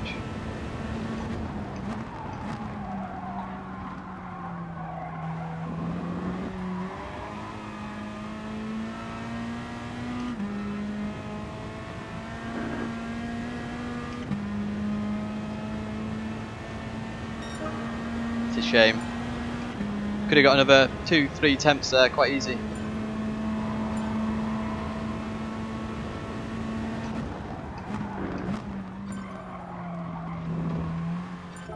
Well, let's exit that. Yeah, not too bad. Just a little bit frustrating, but yeah. Can't win them all. Definitely can't win them all.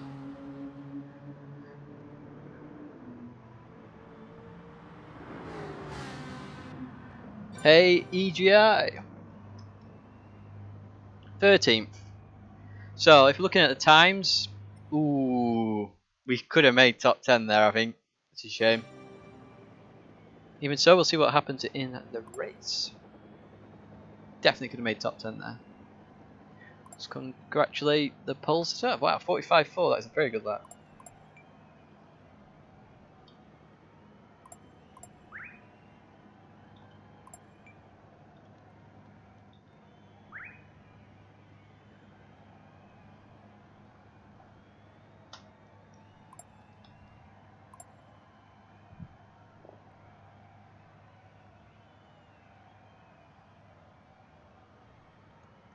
Yeah, it's weird, isn't it, Matthew? I tried it, right? So I tried a 2-stop. And I was sat there for so long, I was thinking, yeah, this isn't going to be faster. It was like 12 seconds slower, and the pit stop was ridiculously long. Barmy. Thanks for the look there, Dutchy. Thanks for the look, everybody. Mad Max, actually, in chat. Yo, Mad Max.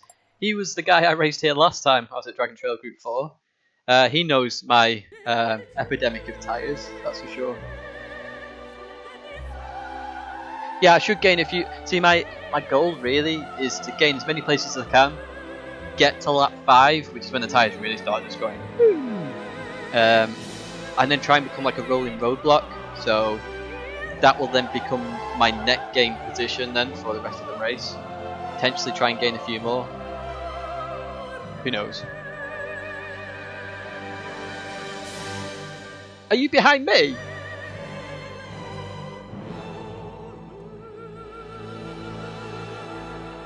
Can I also say the one video on my channel, or 2, but the last video Dragon Trail on this channel, we were 4 or 5 wide, and we gained all the advantage from it. So and we were part of the 4 or 5 wide. So let's see what we can do.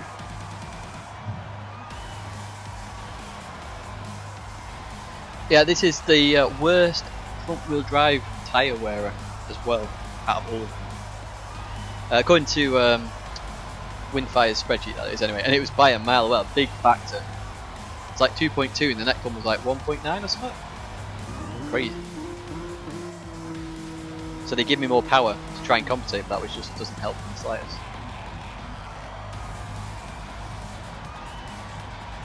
A couple of these guys I haven't raced in a long time, like De Heiser, I've not raced him in a while. Or she, don't know if it's a guy or girl. Pat him there, keep racing past him. Again, another big shout out to Steve. Obviously, he was a part of the three-way battle that we had at Gardens.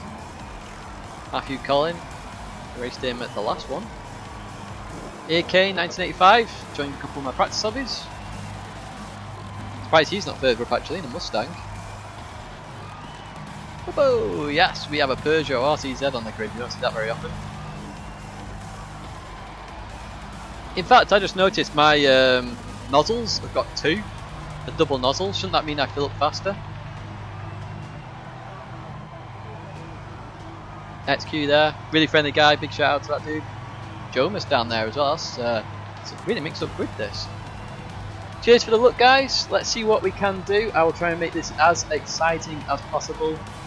But I have no idea. By the way, the closing speed on that Megane Trophy is nuts. But I will try and see what I can do. I race my best, cleanest and fairest, and from there we will see what happens. So we want to do that, we want to do that. So we're hoping for a power boost off the corner like DT normally gives us.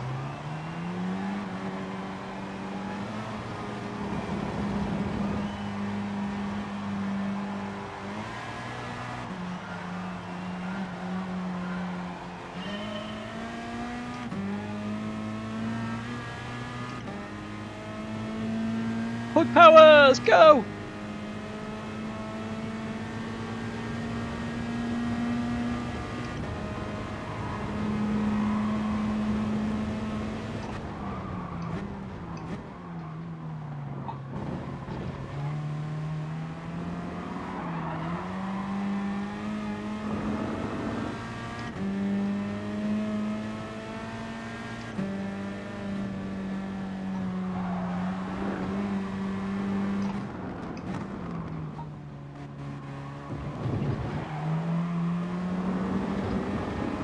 I like his registration plate.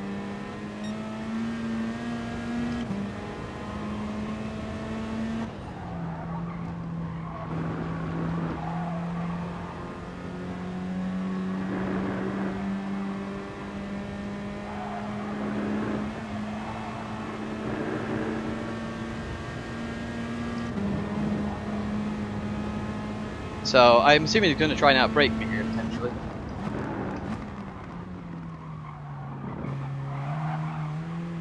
Matthew is instead. Fortunately for Matthew, I'm going to have a big advantage.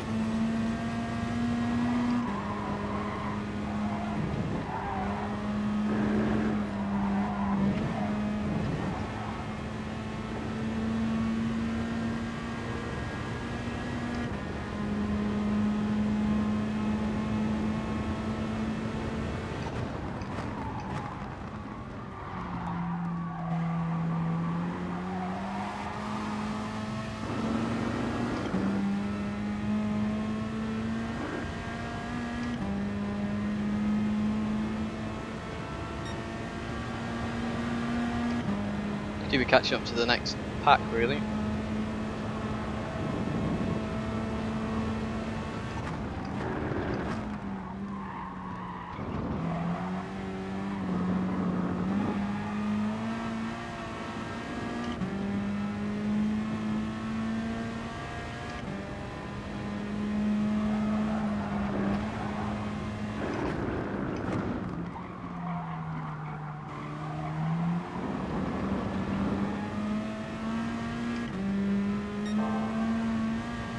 Yeah, he's going to hate being stuck behind me now because I'm slow through here.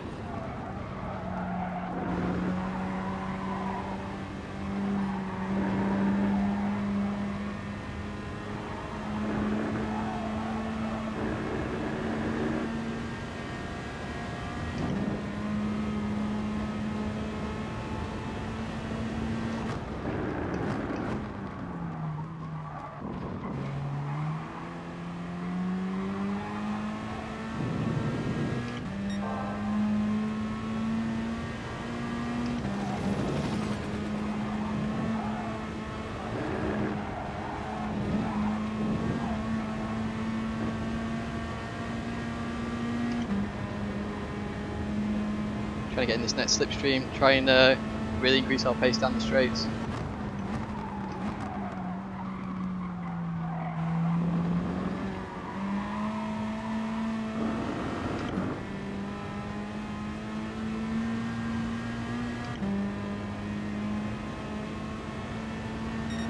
Just have a look at the closing speed here, it's ridiculous.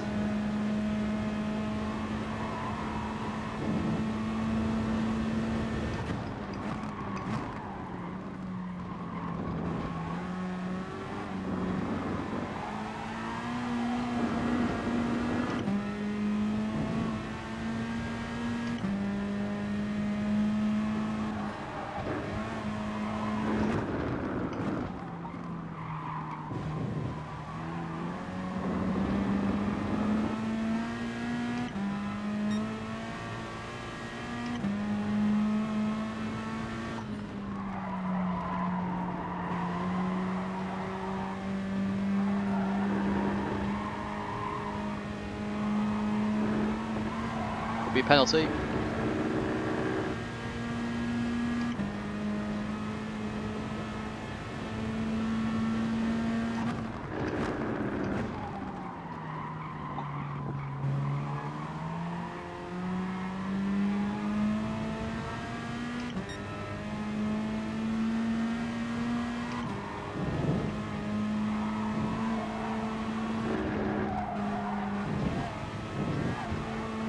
Yeah, Far Devil binned it. Right, top 10, this is where we want to be.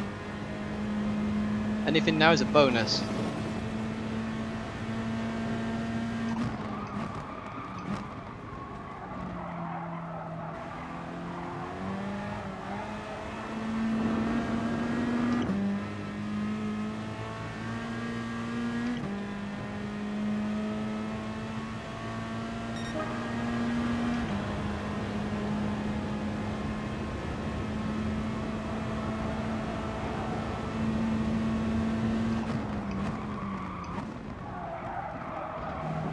Had to come off then because he was very close to my rear.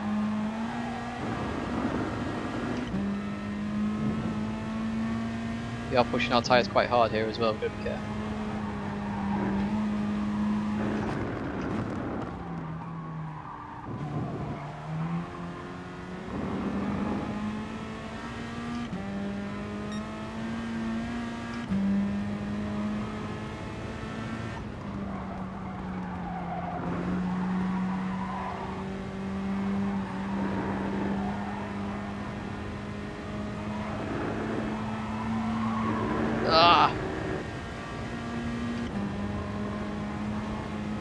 Starting to feel that understeer now, the tyres.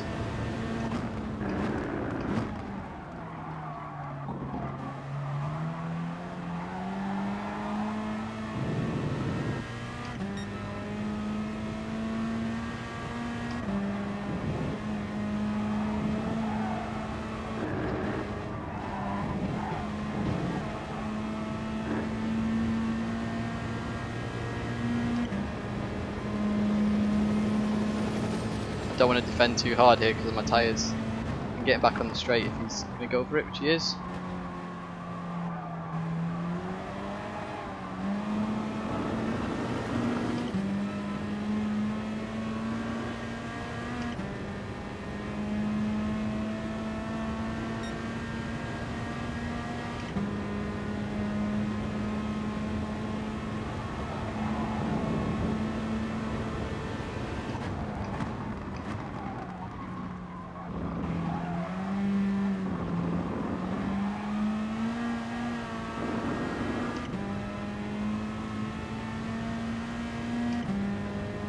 Look at my tyre wear, guys. Awful.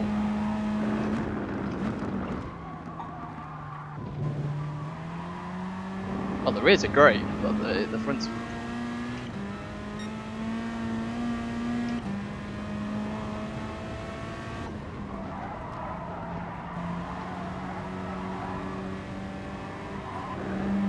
Well, that's a penalty for sure.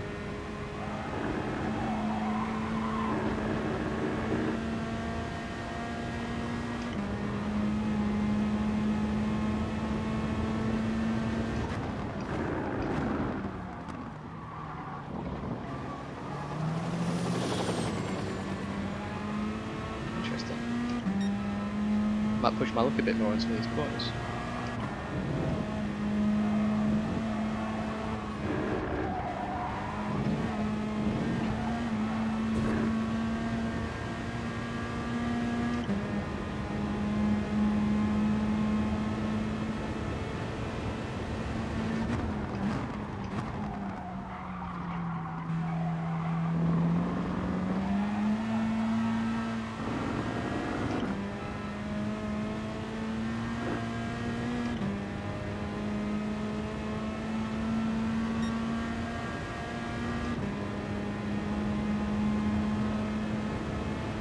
The Evo can't keep up in a straight line. It's crazy. It is bad that they've had to balance the class this way, but it's not even balanced. So.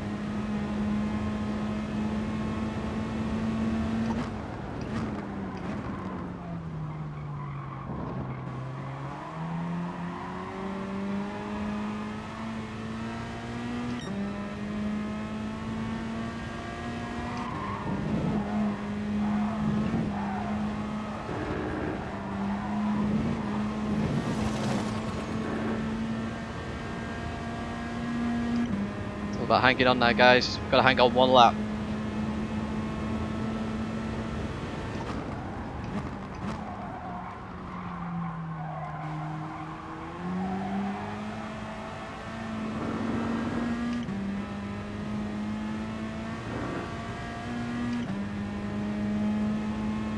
Guy just falling away.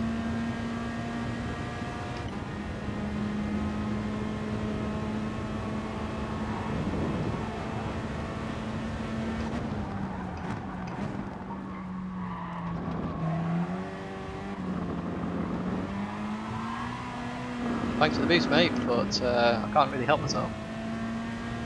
I just understeer off the track. Very nice. Oh, not very nice.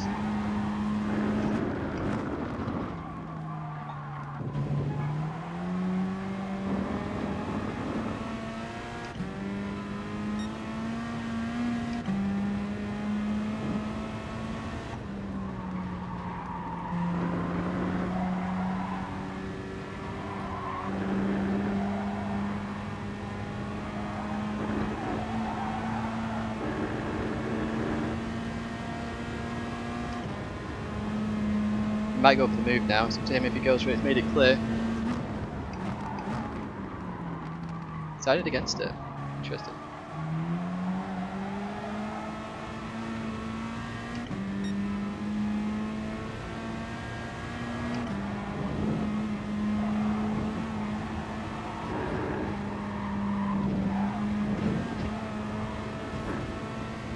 He's just wrecked himself with the chicane a little bit there. Helps us. Any time bonus is a good bonus. Hit this lap. See what we can come out at.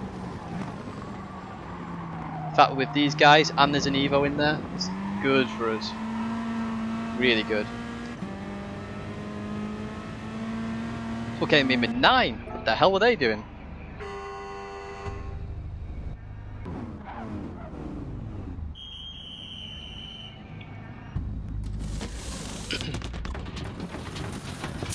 So we haven't really been short shifting or doing anything like that. We probably should have done a little bit, but hell, we race flat out.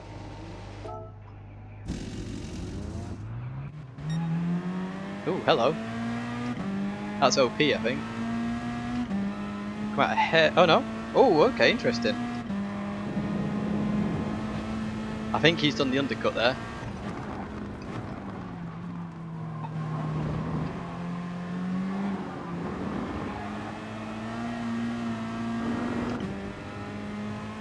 Okay, we can still make top 10 here. Let's see what we can do. Top 10's our goal.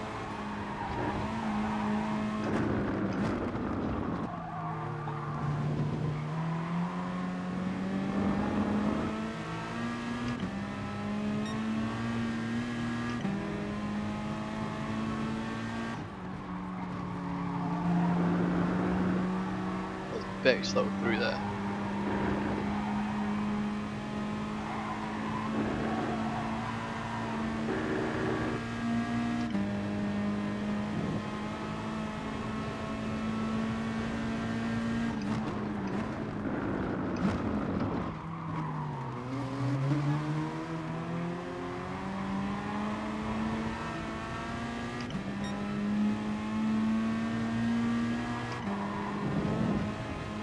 Need to get past Steve as fast as possible.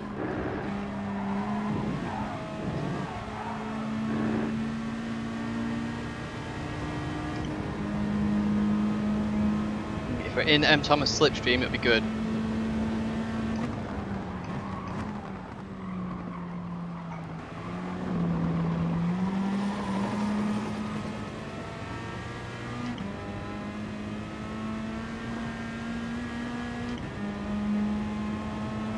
Just out of it, that's unfortunate. Let's see what we can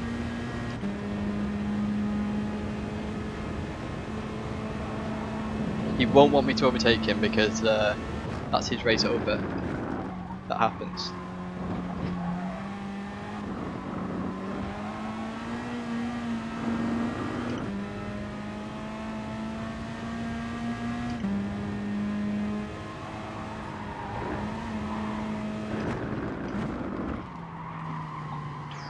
Too deep.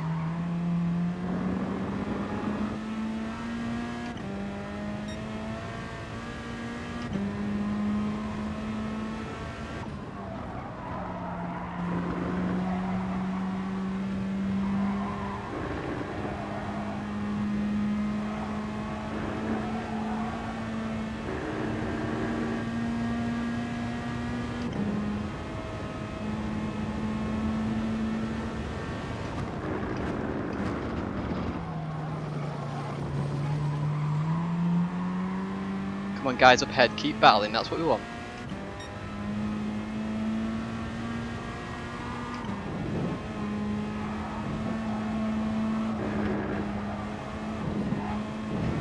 Just did that slightly wrong. Even so, we're in the slipstream, that's good.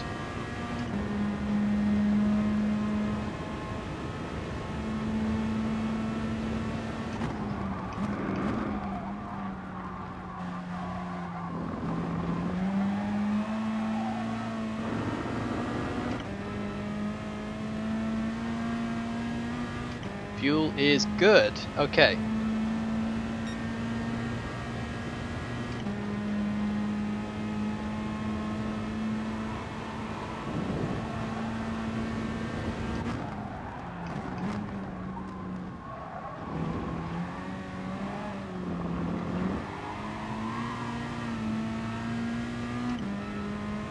Excellent, that's one position.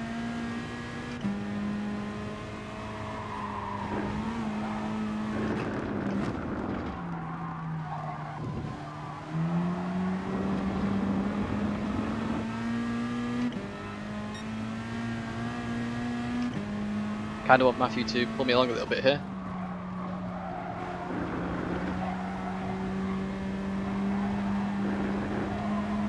Catch up to 7th and 6th place. Oh, he's got himself another penalty. Oh, he's cost himself big. Very big.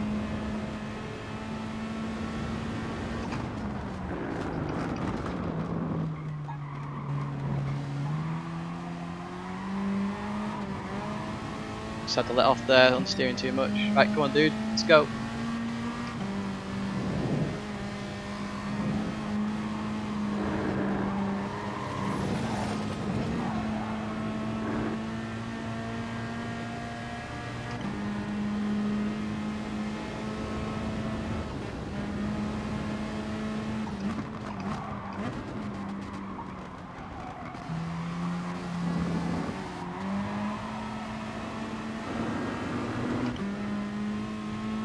Go-kart head on, let's get down this straight as fast as we can. Enough fuel, let's go, full revs.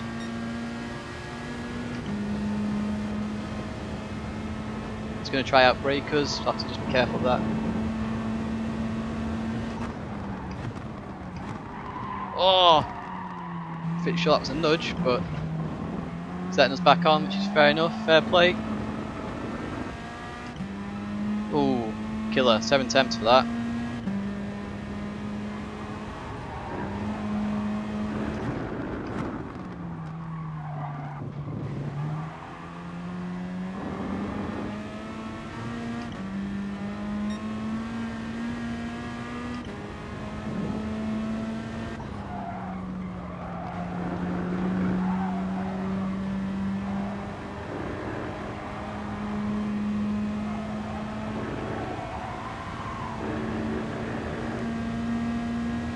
See if we can scrub any off here as well at this corner. Gonna be the best place. Oof, that was nasty. Real nasty.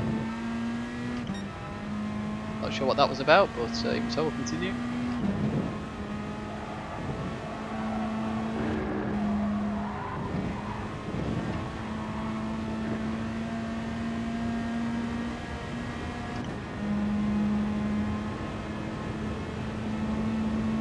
Gotta be careful here because there's going to be some carnage, I think, some revenge type killings.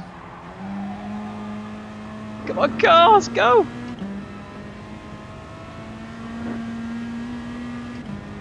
Someone said 8th at the start of this race, I'd have taken it. Let's go, come on.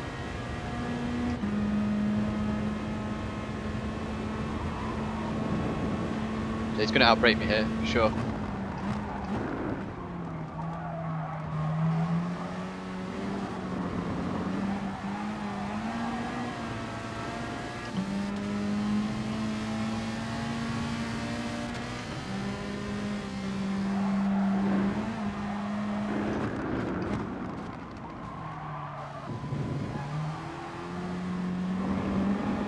Come on car, let's go.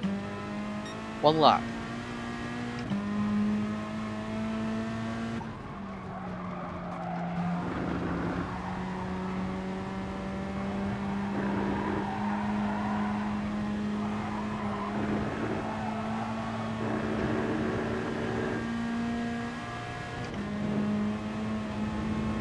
Matthew ahead of us is actually a bonus for us as well.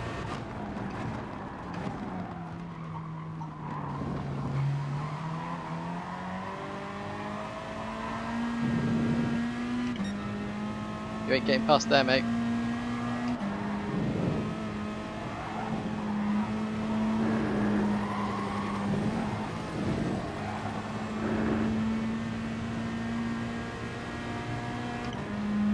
Fuel, 1.3, okay. Oh, that wasn't actually a dive bomb at Thomas there, that was literally to defend.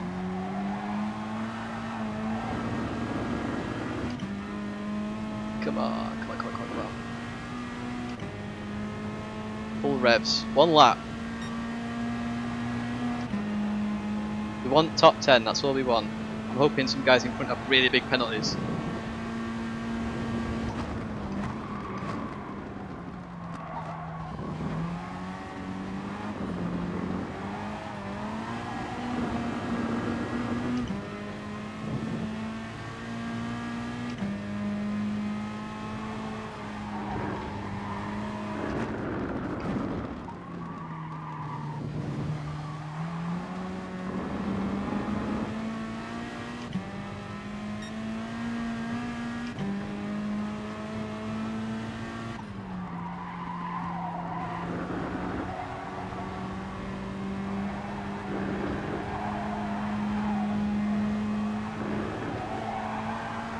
Oh, that's a penalty. Damn it, I think that'll be another half second. 4 attempts.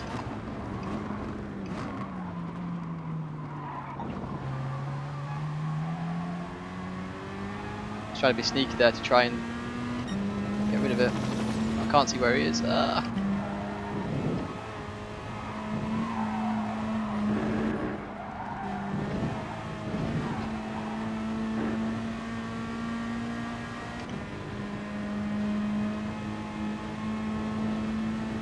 We have to brake really early here just because of our tyres.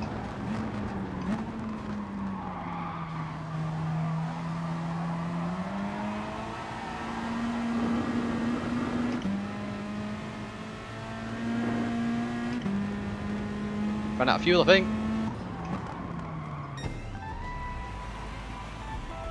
Wow, that was timed! 8th place, we'll take that. We'll take that, man. Oh my word. I'll tell you what, that was the most best time penalties I've ever done. I literally just like slam 0. Hit instantly on the line. Interesting race. Fair play to M. Thomas. He hit me but then stayed back a little bit there just to make sure I stayed on track. Unfortunately we got a penalty, but would we have got the next position? Been close. But hey, 1700 points in a Group 4 race in a pug. It's bloody good, I'll tell you that much right now. It's like 2 wins tonight, that. So we actually had an actual win, which if you haven't seen, you'll have to watch the video on demand after because it's ridiculous. And then, yeah. That, which feels like a win, to be honest. When you're in a front wheel drive car that can't turn on corners, as you saw, it's pretty terrible.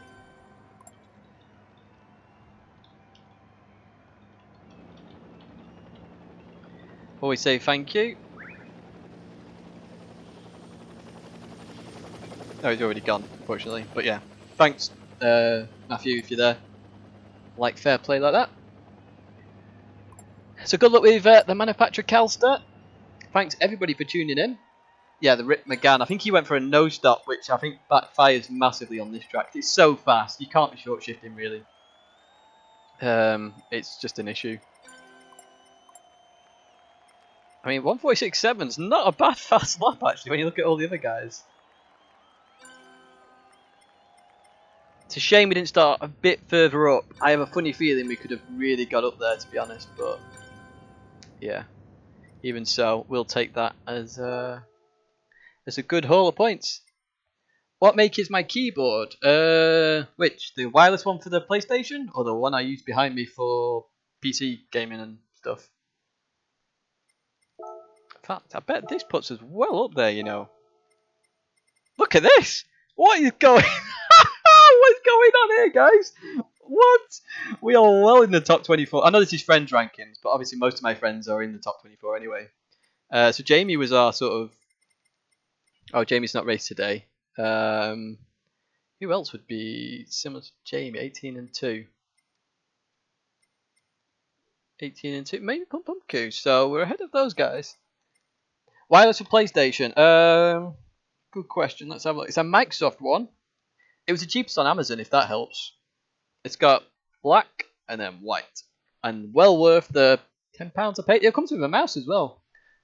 Here we go. Ta-da! You get a mouse as well. I'm not sponsored by Microsoft, but if they want to sponsor me, you know, let me know. I actually do like your products. Jamie's doing 10 past 10. That's fair enough then. Is Erkan a serial killer? I don't think so. Yeah, if you want to like the live stream, please do. Obviously, likes help get more people to the channel. And obviously, we've had some cracking racing. I mean, even just the win. If you haven't witnessed the win, I will try and Twitch clip it and put it somewhere else. And so you can watch it, because I think my reaction's ridiculous, and that's honest reactions as well. I don't fake these reactions. If you watch the channel highlight reel, I sometimes put on before live stream. The Bathurst one's hilarious. I look like a right spanner, but that's literally because it was 1 o'clock in the morning. Literally, the last go, the competition closed when it happened. Everyone was in bed, so I couldn't like scream or yell or do whatever. So I just ended up doing some crazy weird thing.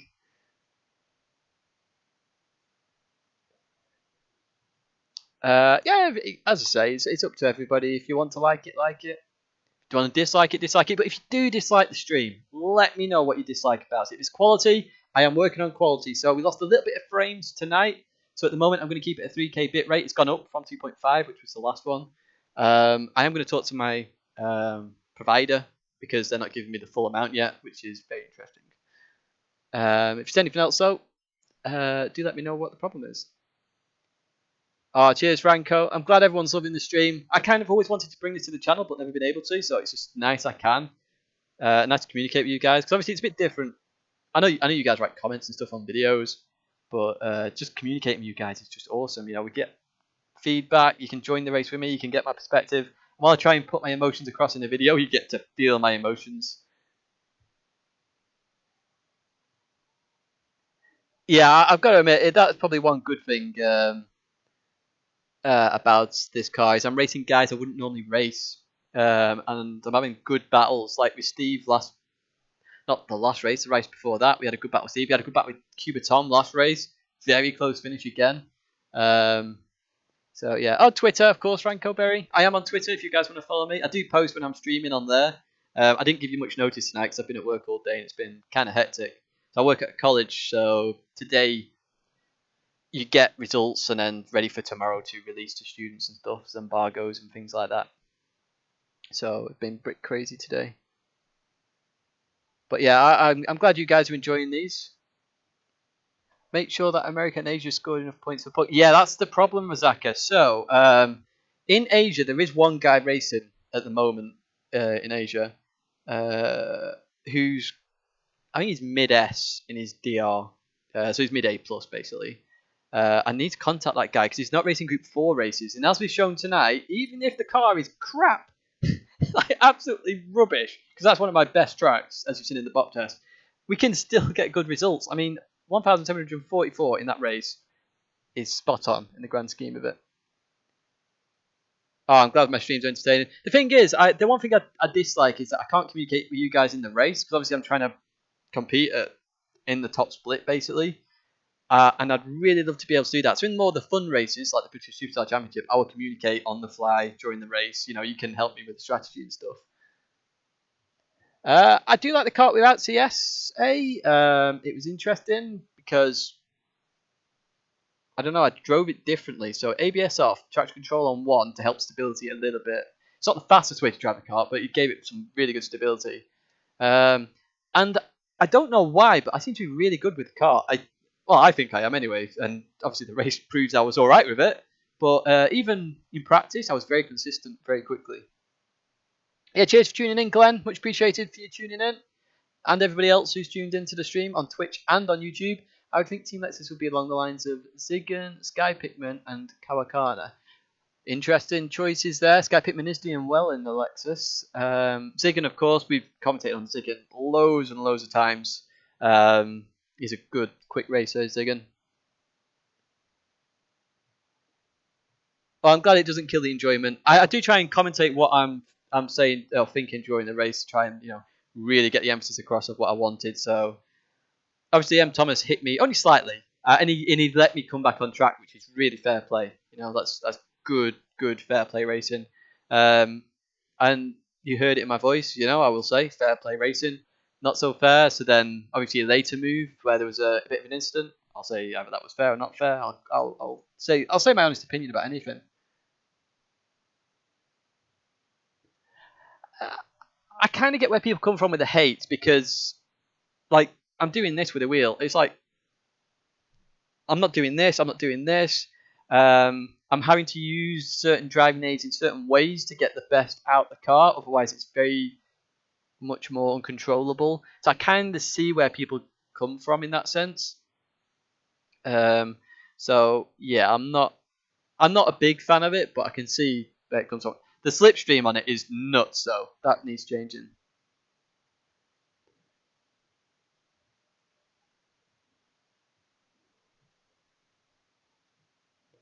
If you've got any questions, fire them away. Otherwise, we'll be heading off stream very shortly. My heart rate's right, so that. I hope you like the heart rate thing, by the way. I know most people. The funny thing was, I hadn't seen anybody do it, and then literally the day before my first stream, or the first stream I did with the heart rate monitor, sorry, I clicked on Box's stream, who plays Forza, and he had a heart rate on there. I was like, no, but never mind. The racing was awesome, to be fair, as long as people pay attention. So that Steve Gaming guy did a few dive bombs here and there to get himself to the front. When he was at the front, he was bloody clean, so fair enough. But getting up there, it's a bit sketchy. But I know we raced clean. I know at one point, I think you were on the inside of me, sector 2 on the right before the left. And everyone kept going on the inside then. I know it's dangerous, so I just kept thinking, yeah, I'll stay there, I'll stay there, I'll stay there. Because I know you guys are clean as well, so you're not going to just ram me straight off the circuit. No, it's heart rate monitor that, Ronaldo. So like at Brands Hatch, my heart rate suddenly went up because I was pushing. I was nervous, first round and stuff like that. So by the end of the race, it's around 100. Or by my supposed end to the race, should I say, it's around 150. And then I went through the line, and then embarrassment pushed it to 170 of just doing it, and the hilarity of it, because it was a bit hilarious as well, the fact that I did that. So I kind of like it. Now, it's just on my watch. I have got the heart rate chest monitor, which is a bit more accurate, but even so, it seems to be coming across fairly accurate from what I get it. Hey, Jomas.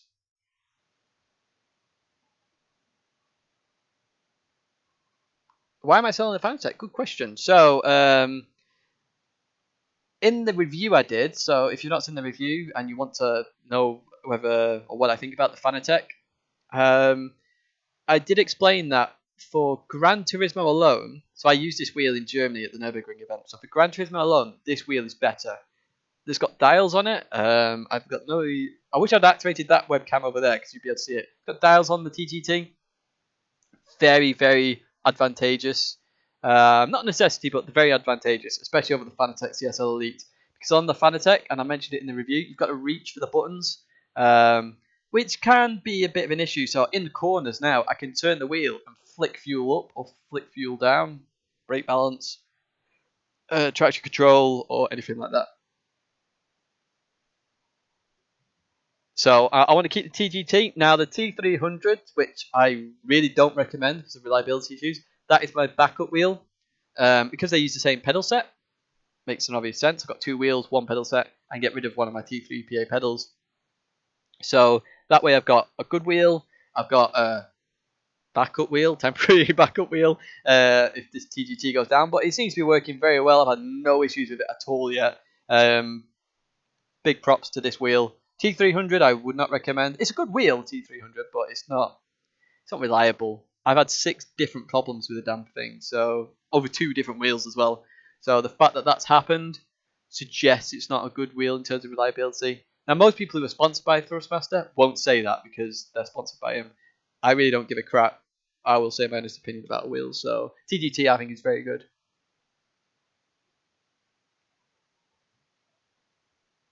That's a shame, Jomas. Real shame.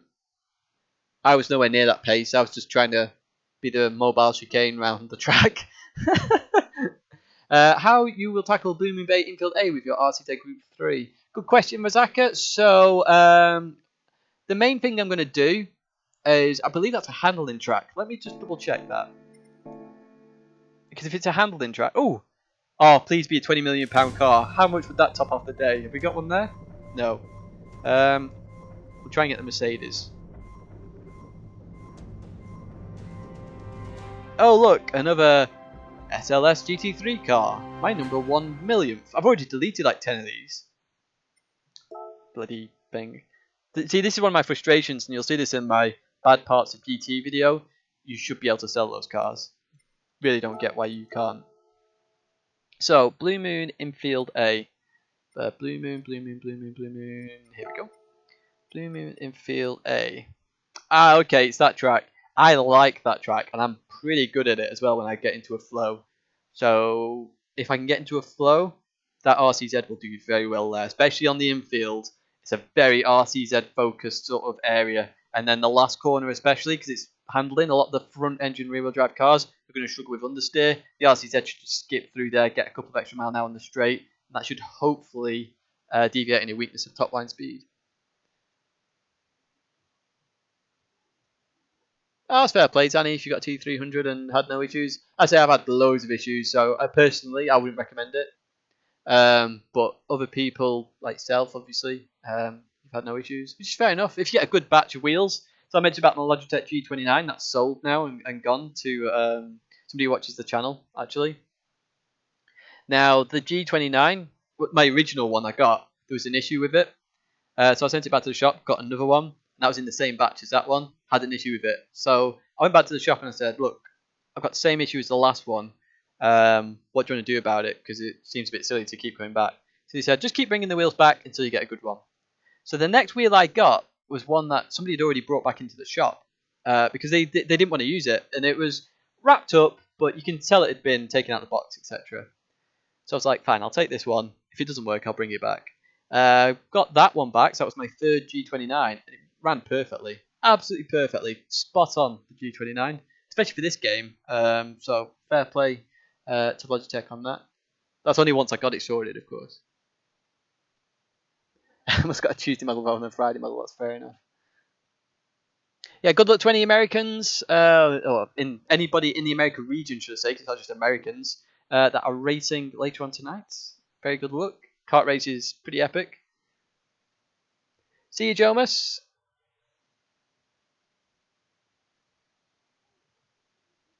And if no one's got any more questions, I'll give you 5 more minutes if you want to ask any more questions. Otherwise, we will disappear at 1:15. But this infield A looks interesting for the RCZ. I think it's a good track for us. It's fairly fast, but fast-flowing tracks suit the RCZ because its handling is very, very good. And so is its fuel saving. What cars have I got in here, by the way? I'll show you my garage. I keep deleting duplicates, like once a month I go through and delete them all. But sort by manufacturer. We've got 2 alphas now. That I bought because it doesn't tell you in the mileage exchange what you have. Gift card. Oh, they're 2 different ones. In fact, if you remember from the Germany event, that one's shocking. Where's the Mercedes? We've got loads of Mercedes down here somewhere. Do you know what? I've not done any rallying in this game at all. I don't remember ever getting the F1 car, but yeah, okay, I've got it. Well, the F1500T, we actually have an F1 car now, don't we?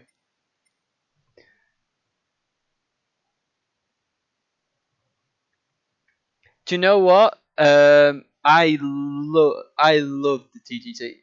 Yeah, Phil, I did say anyone in the America region, so America's region, should I say? So North America, Canada, America, South. So obviously Brazil, Chile. You're gonna make me Argentina, Panama, Mexico, Paraguay, Uruguay.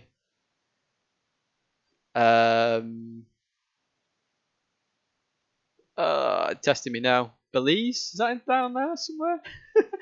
Testing me.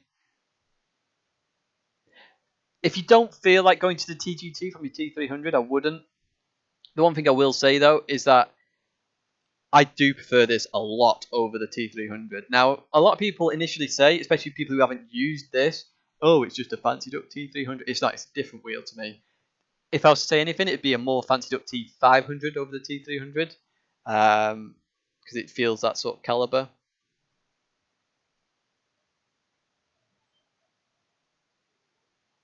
Yeah, it doesn't have that plastic creak. It is more solid than the T300 Azarak, for sure. I say I much prefer this wheel. It has got that feature with GT alone where it vibrates down the rig.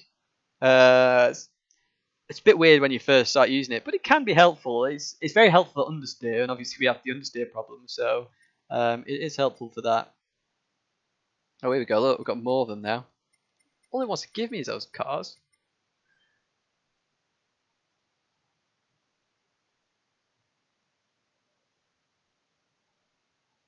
Yeah, that's where I got mine, Phil. Box UK. So Box UK, TTT, I got it for £500, I think it was. Now it says it comes with the T3PA pedals, but it's not the T3PA pedals you get when you buy separately. It's like it's got different plates on it. I'm not sure what else is different with them. I'll have to look at that up before I do the review. But yeah, it's got different plates on for sure. See, this is where my argument will come in on the review a little bit. Let me work this out in my head. So the Logitech G29 goes as low as £130 sometimes. So that to me is a very good starter wheel. For that price, that wheel is very, very good. T300s, now you got T150 in there. I've never used one of them, so I can't really comment on it. T300 then is so I think it's 200 odd quid for the wheel and the really crappy pedals, and then you got to pay 80 quid for the T3PA, which puts it at 300, which gets a bit expensive for the performance, which is why I prefer the G29, because there's no way it's double performance for G29.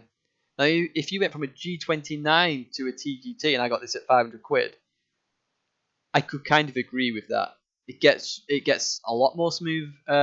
You have the advantage of the dials. The Logitech pedals are better, and they're better without the block-in, but unfortunately Logitech have sort of changed the way the wheel works with the firmware update. So that's why I'm running these pedals, but they're alright. They'll do the job. You can get a brake mod with it as well. It's over there actually, but I don't have that in. Where are the chat moderators? I don't actually have any moderators. Do I actually need some moderators? Might make some moderators. Mad Max should be well up there for getting a chat moderator post. See you, Calster. Yes, the Pro pedals I believe are good, but I haven't looked into those yet. I don't feel the need. I do like these pedals. The spring is just hard enough for what I like. The Fanatec 2 pedals, by the way, they're amazing. For just 2 pedals, bloody brilliant. The load cell's a different kettle of fish because it's a load cell and it's a better brake in the end. Very hard to get used to though.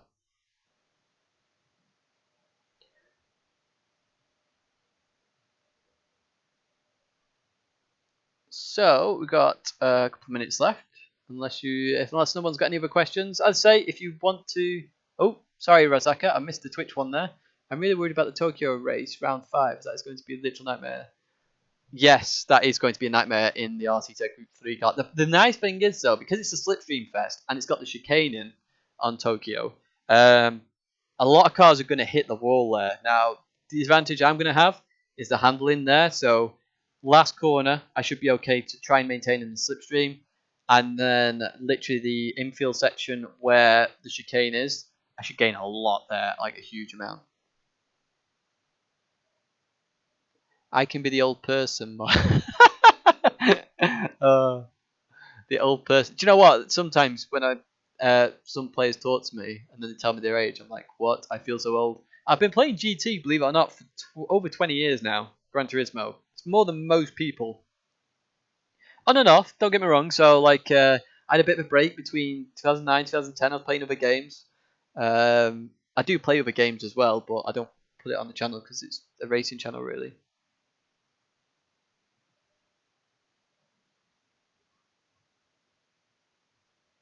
Yes, Chris. Now that is something I was going to try, but because I sold my G29, I can't do that.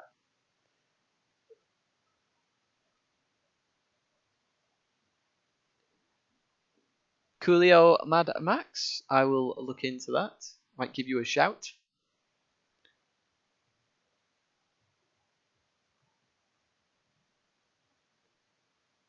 You're 51, nearly 52. Okay, that makes me feel slightly better. Sorry, Phil. uh, you still have your... I do as well. Believe it or not, I have my PlayStation 1, 2, 3. I believe I've got my Gran Turismo. I believe I've got the PlayStation 1 memory card as well with Gran Turismo on it. The save file. I've no idea whether that works because obviously it's actually in a suitcase now. Actually, because what I'm trying to do is prep to move house. So when I do buy a house, literally all my stuff is basically packed, and I can just be like, bye, go to the new house. But we'll see. Now GT2. Now here's a funny thing, right? I played Gran Turismo 1 and went straight to 3. I missed 2 because I was so young I couldn't afford games and stuff. So I only got stuff for my birthday. So my main focus was GT1. I completed that loads of times. Especially like, was it the SS11 endurance race? That took a heck of a long time. I think that was the longest race at the time in GT. Then we went to GT3. Was that where we had the 24-hour races? So you do like 18 hours and then go to sleep for 8 hours to finish it off. Something like that. Yeah, the giant memory card. They're like that big, and then you got the stickers with it. So you slap the sticker on and write your game on that you were saved on there, and then you just overwrite it with something else and have a ruined sticker. PS1 to PS4. Wow, nearly 48. They should bring back some of the old special stages. I'm surprised SS5 isn't in this because that's been upgraded once already. So I don't see why it shouldn't be upgraded again. What other special stages? So we had 5. We've got 11, 7. What was 7 again? I can't remember the layout. I remember 5. Or was 7 a part of 5 and 7 the really small variant of it? I can't actually remember. Yeah, leave the PS2 one for the whole week. That's why B-Spec was a really good idea, but except the B-Spec driver was shocking. Yeah, SS11, the chicane. It was a double chicane, wasn't it? It was like the bus stop. So you had it went, oh, hang on. You sort of came down on a long left, and then it was it left, right, left, and then back up the hill again? Something like that. I remember the start of it more than the end of it. SS7 was the motorway. Why can't I remember SS7? I remember SS5. That could be why I can't remember SS7 that much then. God, I don't know why they haven't brought these back though. It's so frustrating. And stuff like Grand Valley. Grand Valley is a brilliant track. Absolutely love that track. Like Deep Forest, I know it's Kazunori's favourite track, Deep Forest, actually, I think he said.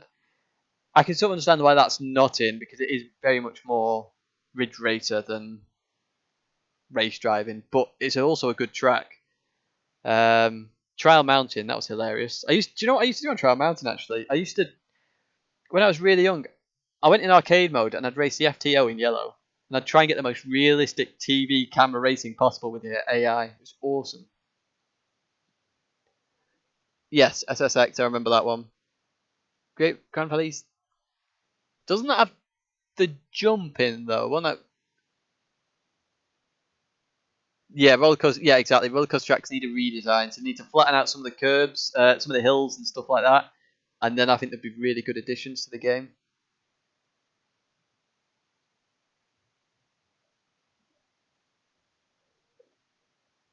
Yeah, I've got that enabled. Mad Max. Oh, it should do. No more races tonight now, Hero. That is it for tonight. The 2 races. Yeah, Trial Mountain. So you came down the hill, and then you had that really fast chicane. So you'd hit the left, and then on the right, on the apex, it was like a slanted curve. So you hit that and go flying into the water. Oh, it was hilarious. But then if you're racing AI in a really underpowered car, you just slam it into there to slam into the AI and cause carnage. Autumn Ring, of course. And Apricot Hill, yes. A Midway Raceway. They redid that, didn't they? Midway. Or whatever it was called. Surprised that's not in this game. I mean, they have so many custom tracks, like even if licenses are an issue, I don't understand why they're not in. Now, if I was to guess the next track to come in this game, it would be Silverstone. By a lot, I'd put a large bet on that it's Silverstone. I never did the Escudo Pikes Peak stuff. That was GT2. I'm sure it was anyway. Unless it was GT3, I can't remember. I was in high school at that point. I always used to laugh because people were like, "Oh, I could beat you easy, Martin. I could beat you easy." But Like, anybody can beat anybody, to be fair, in racing, you know. I don't think I'm unbeatable or anything like that. As you saw, I came 8th or whatever. But I used to laugh at my mates because they used to think that I was really bad at racing games. A figure of 8. Oh, bugger. That reminds me of Grid, actually. Grid was a hilarious game. And it reminds me of Burnout Paradise, weirdly, as well. Burnout Paradise was a mega game. I got ranked 17 in the world on that. Smoky Mountain. No, I never did that. Midfield, that's the one. Who's making the GTA racing liveries? That would be Bishop. GTA Bishop. Let's have a look. I think this is the place you look for it. I don't actually know, you know. I really should know. But, how do I...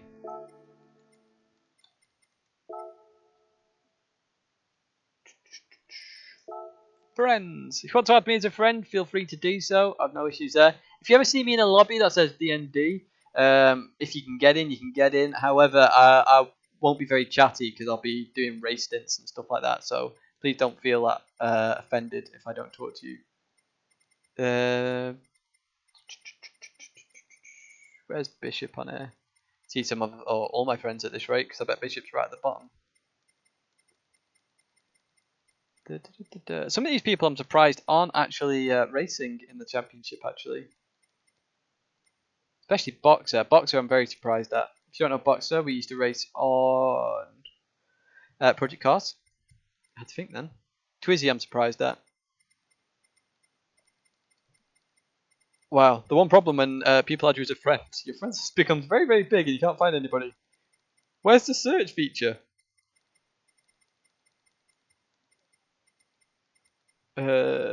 Come on, where's Bishop? He's down here somewhere. Watch it, yeah, I bet you're all shouting you've passed him, and I'm not looking. Oh, here we go. Look at that, right at the bottom. Unbelievable. Gallery.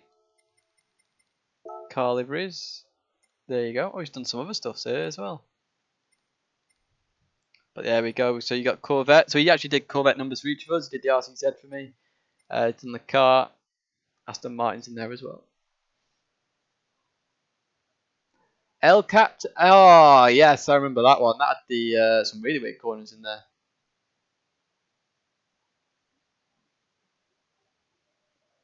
Yeah, I remember trying to gold everything on GT1 as a kid.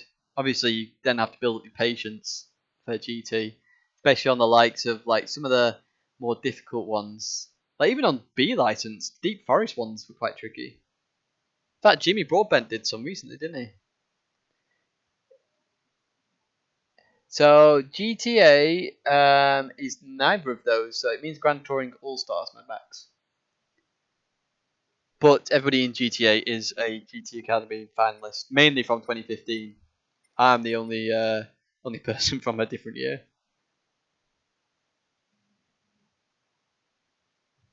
Someone's messaging me. That will come through any second. Cool. Right, we've yeah, I know. Do you know what?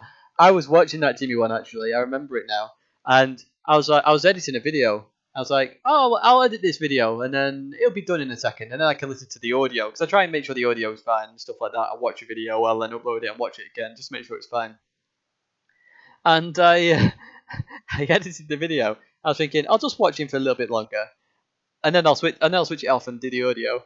I had to wait. I had to wait so long. I was like, no, I'm fed up with this now. I'm gonna have to do it. Do you blip on downshifts? No, I do not do that. The game doesn't do that really. Hong Kong track. Oh yes, Hong Kong. Oh my word, how have I forgot about that track? That was the one with the harbour with the slight rights in it. It was an interesting track. I don't remember it too well, but I remember the harbour bit. I can blip. I can do heel toe in real life if I want. See, I always love. Sorry if any Americans are going to listen to this bit, but I've got a 370, a Nissan 370, and I'm on 2 fan pages on Facebook. One of them's got a lot of Americans in, and they argue over automatic versus manual all the time. Oh, manual's better. Oh, manual's more skillful. Like, you could go outside in England, and 80-year-old Dorothy can drive a manual. It's not any more skillful, to be honest.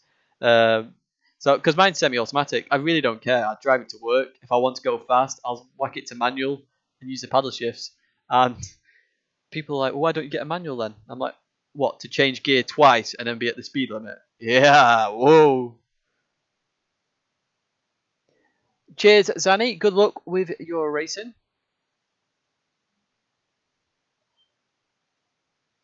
Yeah, I had to think of a name quick there, Chris.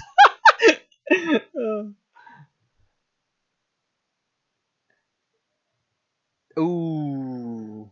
I like. Hang on. Is Norris Ring the one with the hairpin on the first turn? I can't remember. If that's the Norris Ring, I like that one a lot.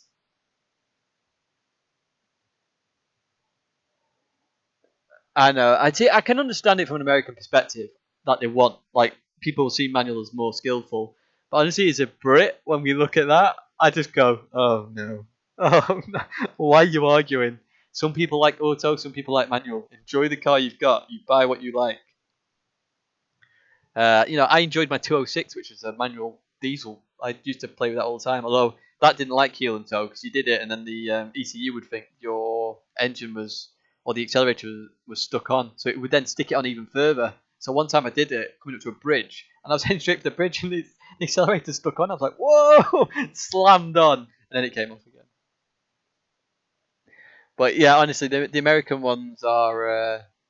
Arguments about manual versus auto are hilarious. Honestly, when you look at Facebook, if you ever see an American argument about manual versus auto, all Brits are doing is going, "Oh no, no, no." And don't get me wrong, there's some Brits that argue about that as well, and I'm just like, do I really care? So my 370 first gear, if I hit the limiter, is somewhere in the 30s, which is above most speed limits anyway. Second gear is somewhere in the range of 65 miles an hour. Can't remember exactly. It's somewhere around there. Obviously, 70 is the speed limit. Obviously, we all stay at 70. Obviously. Uh, um, so if you're really racing it, you will go from first to second, second to third. And this is in the auto, which has 7 gears. So in manual, you're changing gear even less because you've got 6 gears. It's just hilarious. Why would you change gears twice? In terms of the Norris Rings Seoul Central, I can't remember Seoul Central. But Norris Ring, I'm pretty sure is that if it's that one with the hairpin where if you haven't seen it, the safety car fails, where the Land Rover Defender is behind the Formula. I can't remember which Formula car it is. The Formula car brakes for the corner, and the Defender can't brake, so just slams right into the back of him.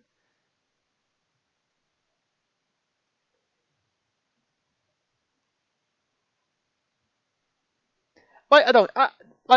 I'll drive a man. I can drive a manual. Like, my mum's car's a manual. I can drive that fine. But again, when I drive it, I just think it's so much effort because you can't like I don't like never race on the streets and stuff because it's just bad and it's dangerous. So you're only going to go onto a circuit. Now, if you're racing on a circuit, yes, a manual is more engaging, but an semi-auto with paddle shifts will always be faster.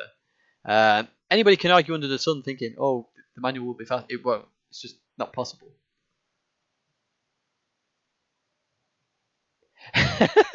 That's so true. But I do that though. What I tend to do is if I've got a tunnel or a wall, because you can flick to manual just by hitting the paddle shift and it'll stay in manual for a brief moment. So I normally just whack it to first and just plant my foot just to get a bit of noise. But my next car is going to be a manual. Because I'm hopefully going to get an Audi R8, which is the goal. And the manual should keep its value a lot more. So that's what I'm hoping for. And at that point, obviously, I just drive manual. But I'll only be driving it very occasionally. That is the game, Alex Verts. It's literally the game. So when you hit the gear, it does it automatically, blips the throttle, etc. Otherwise, you'd have a lot of people spinning. Did you know the Nissan 370Z was the first production car to bring in auto blip? Piece of car history there for you. Even beat the likes of Ferrari, McLaren. Don't think did McLaren exist then in terms of their road cars? I don't think they did. It was 2011 or 12 that McLaren started pumping them out. What music you prefer? the motorious zone or Renault's circulation? I have no I have no idea. If you want to know what music I actually listen to, Zaka, I listen to vocal trance quite a lot. Yes, Sepang Blue R8 Mark 1 is very, very nice. Yeah, they did do the McLaren F1, but then they stopped production of all cars until I'm pretty sure it was 2011, and then they did the 12C, which is quite unreliable. Do you know what? I'd buy an RCZ as well, actually. In fact, if I didn't move jobs, because I moved jobs actually just after GT Academy finished, I would have actually bought an RCZ. I'd bought the diesel 2-litre one. Because I was commuting a long way, so it's 70 miles a day, so it makes sense to buy the diesel. Although I was very tempted by the RCZR, I must admit. So it's how many litres is it per horsepower? It's like something nuts anyway. At the time, the RCZR had the most horsepower per litre car. At the time, I think it's been beaten now. Yeah, McLaren Senna or 720S. Interesting. 720S. I don't like either of them though, to be honest. I get the idea of the McLaren Senna 720S. While the rear is very nice, the front of it's horrible. Yeah, it's something like that, Matty. It's absolutely bonkers. I just remember it being the most horsepower per litre engine that you could buy at the time, including all supercars as well. It was Mahusiv. It's not anymore though, because you've got the EcoBoost engines now, which are pumping out ridiculous numbers for their capacity. 2010 V12 Vantage S. Interesting. I would never buy an Aston Martin personally because they are. They're not very good. They fall apart and they're not very reliable, especially the older ones. And you'll have to pay the Aston Martin tax, which I don't really want. See, Audi, you could say you pay Audi tax, but you don't anymore. Porsche, you pay a bloody fortune. BMW is a bit weird. You do pay a bit of a fortune on that. The MR Evos, are they? That's interesting, because I'm pretty sure the RCZR was advertised at that. But then you're looking at 0.8 for nearly 100 horsepower. So, I don't know. They advertised it as such Predator, so be interesting. Be interesting to know the actual answer to that. Maybe it was because... Is the RCZR turbocharged? Maybe it was non-turboed cars. A Land Rover. I drive a Range Rover. But it's not my Range Rover, but it's a family car that I'm insured in. I drive a Range Rover Sport. I don't mind them. Very heavy though. Very heavy car to drive. Like the first time I drove it, come up to a set of lights. And obviously in the 370, it's quite a heavy car, but it's a sports car at the end of the day, so it just broke as normal. In the Range Rover, I broke, and I was like, I'm gonna have to make it harder here. Whoa, what's going on here? Where's all this weight come from? And like literally, you can let off, and it can roll for miles. It's great. A Supra A80 for your project car. Which one's a Supra A80? Is that the new one, or is that going to be the really old one? The one before the Mark IV? I don't know which one that is. I could, but see, what's gonna happen? So, insight into my life now. I'm buying a house near my work, so I don't have to drive to work. Basically, I'll walk or cycle or do something. I could cycle from here, but it's along some quite dangerous roads, so I don't do that. So the car will only be driven on weekends. Now, I don't drive or go out every weekend, so it could be every other weekend. So the R8 would literally be just a one-off. An M5 to me is more of a daily driver, whereas the R8 will be something special I can drive, and it won't lose money. Unfortunately, you have, Daryl, and you missed a cracker. Oh, the Mark IV Supra is the A80. Yes. Okay, so the Mark IV Supra, I have looked at those actually. I have been very tempted. The problem is finding one that's not modified, because I don't want a modified one. And any ones that are modified, potentially they've been ragged. And any unmodified ones, especially the twin turbo ones, obviously. Twin turbo manual especially, they're ridiculously expensive. They're more than an R8, a good one. Yeah. That's what Zach said. Mad Max. I do like the Super though. There was a guy around the corner who had one. I'm not sure what horsepower it was running, but he definitely modified it. It was very, very nice. I don't like it without the spoiler though. I don't understand the spoiler removal thing that people did. Didn't really like that.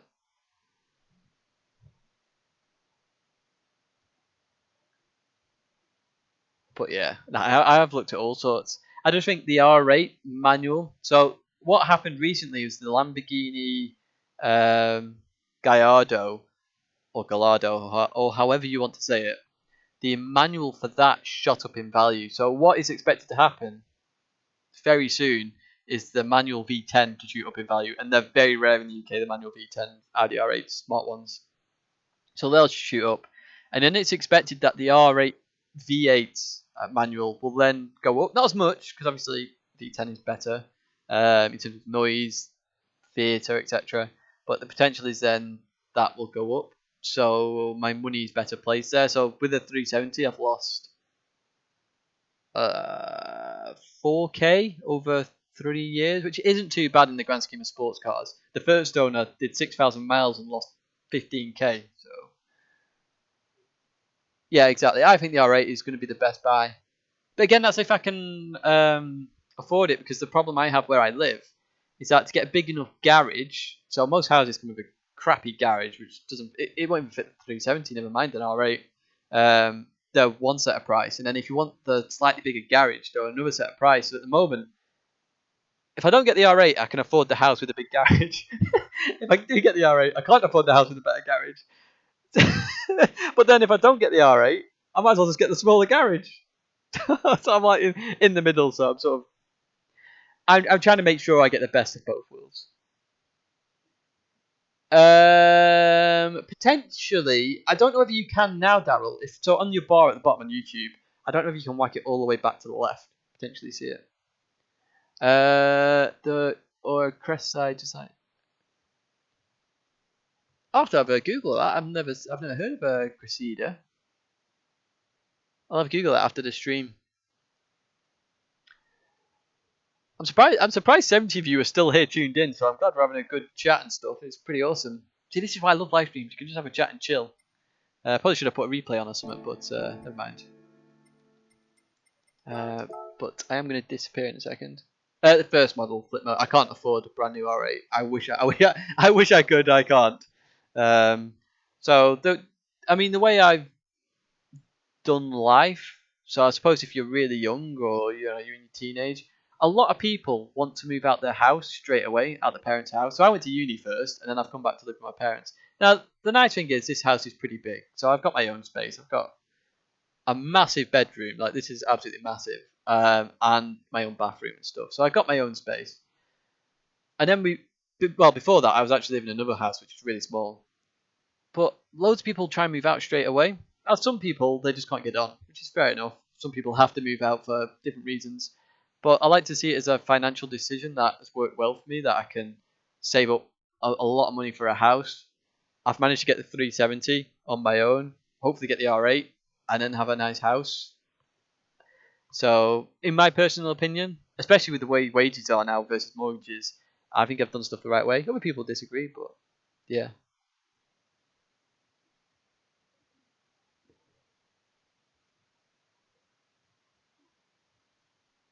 That's a good shout. That's a very good shout with the C63. I was tempted because when I got the 370, the C63 was the same price. In fact, one of them had a reg plate which was very similar to my old last name, and I was like, "That's got to be fake because it's in the right color." And it's got the reg plate came with it as well, but I didn't go for it in the end. Show us marine shunt. Oh yes, that's a good shout, Phil. Let's see if I can get this sorted for you. Give me 1 second. I will show you Marine Le Pen's craziness. So, give me 1 second. I've got to just find this. Okay, I will put this on media source. Marine shunt. Won't be a second, guys, and then you'll see the craziness that is this crazy takeout. Downloads.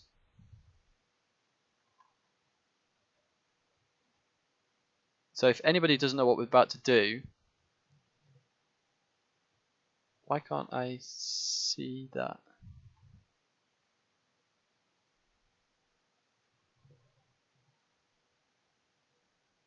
Yes, Mad Max. I want to do that actually. I never did the original driving schools. I was always waiting for this tyre model.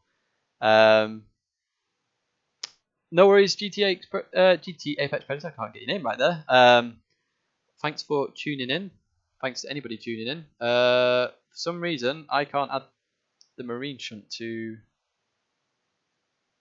Oh, that's really, really annoying. Give me a second. I will figure this out. See you next time. Oh, look, an RCZ. Oh, look, it's fate. It's fate. I can tell you it's fate. Let me put this on the desktop.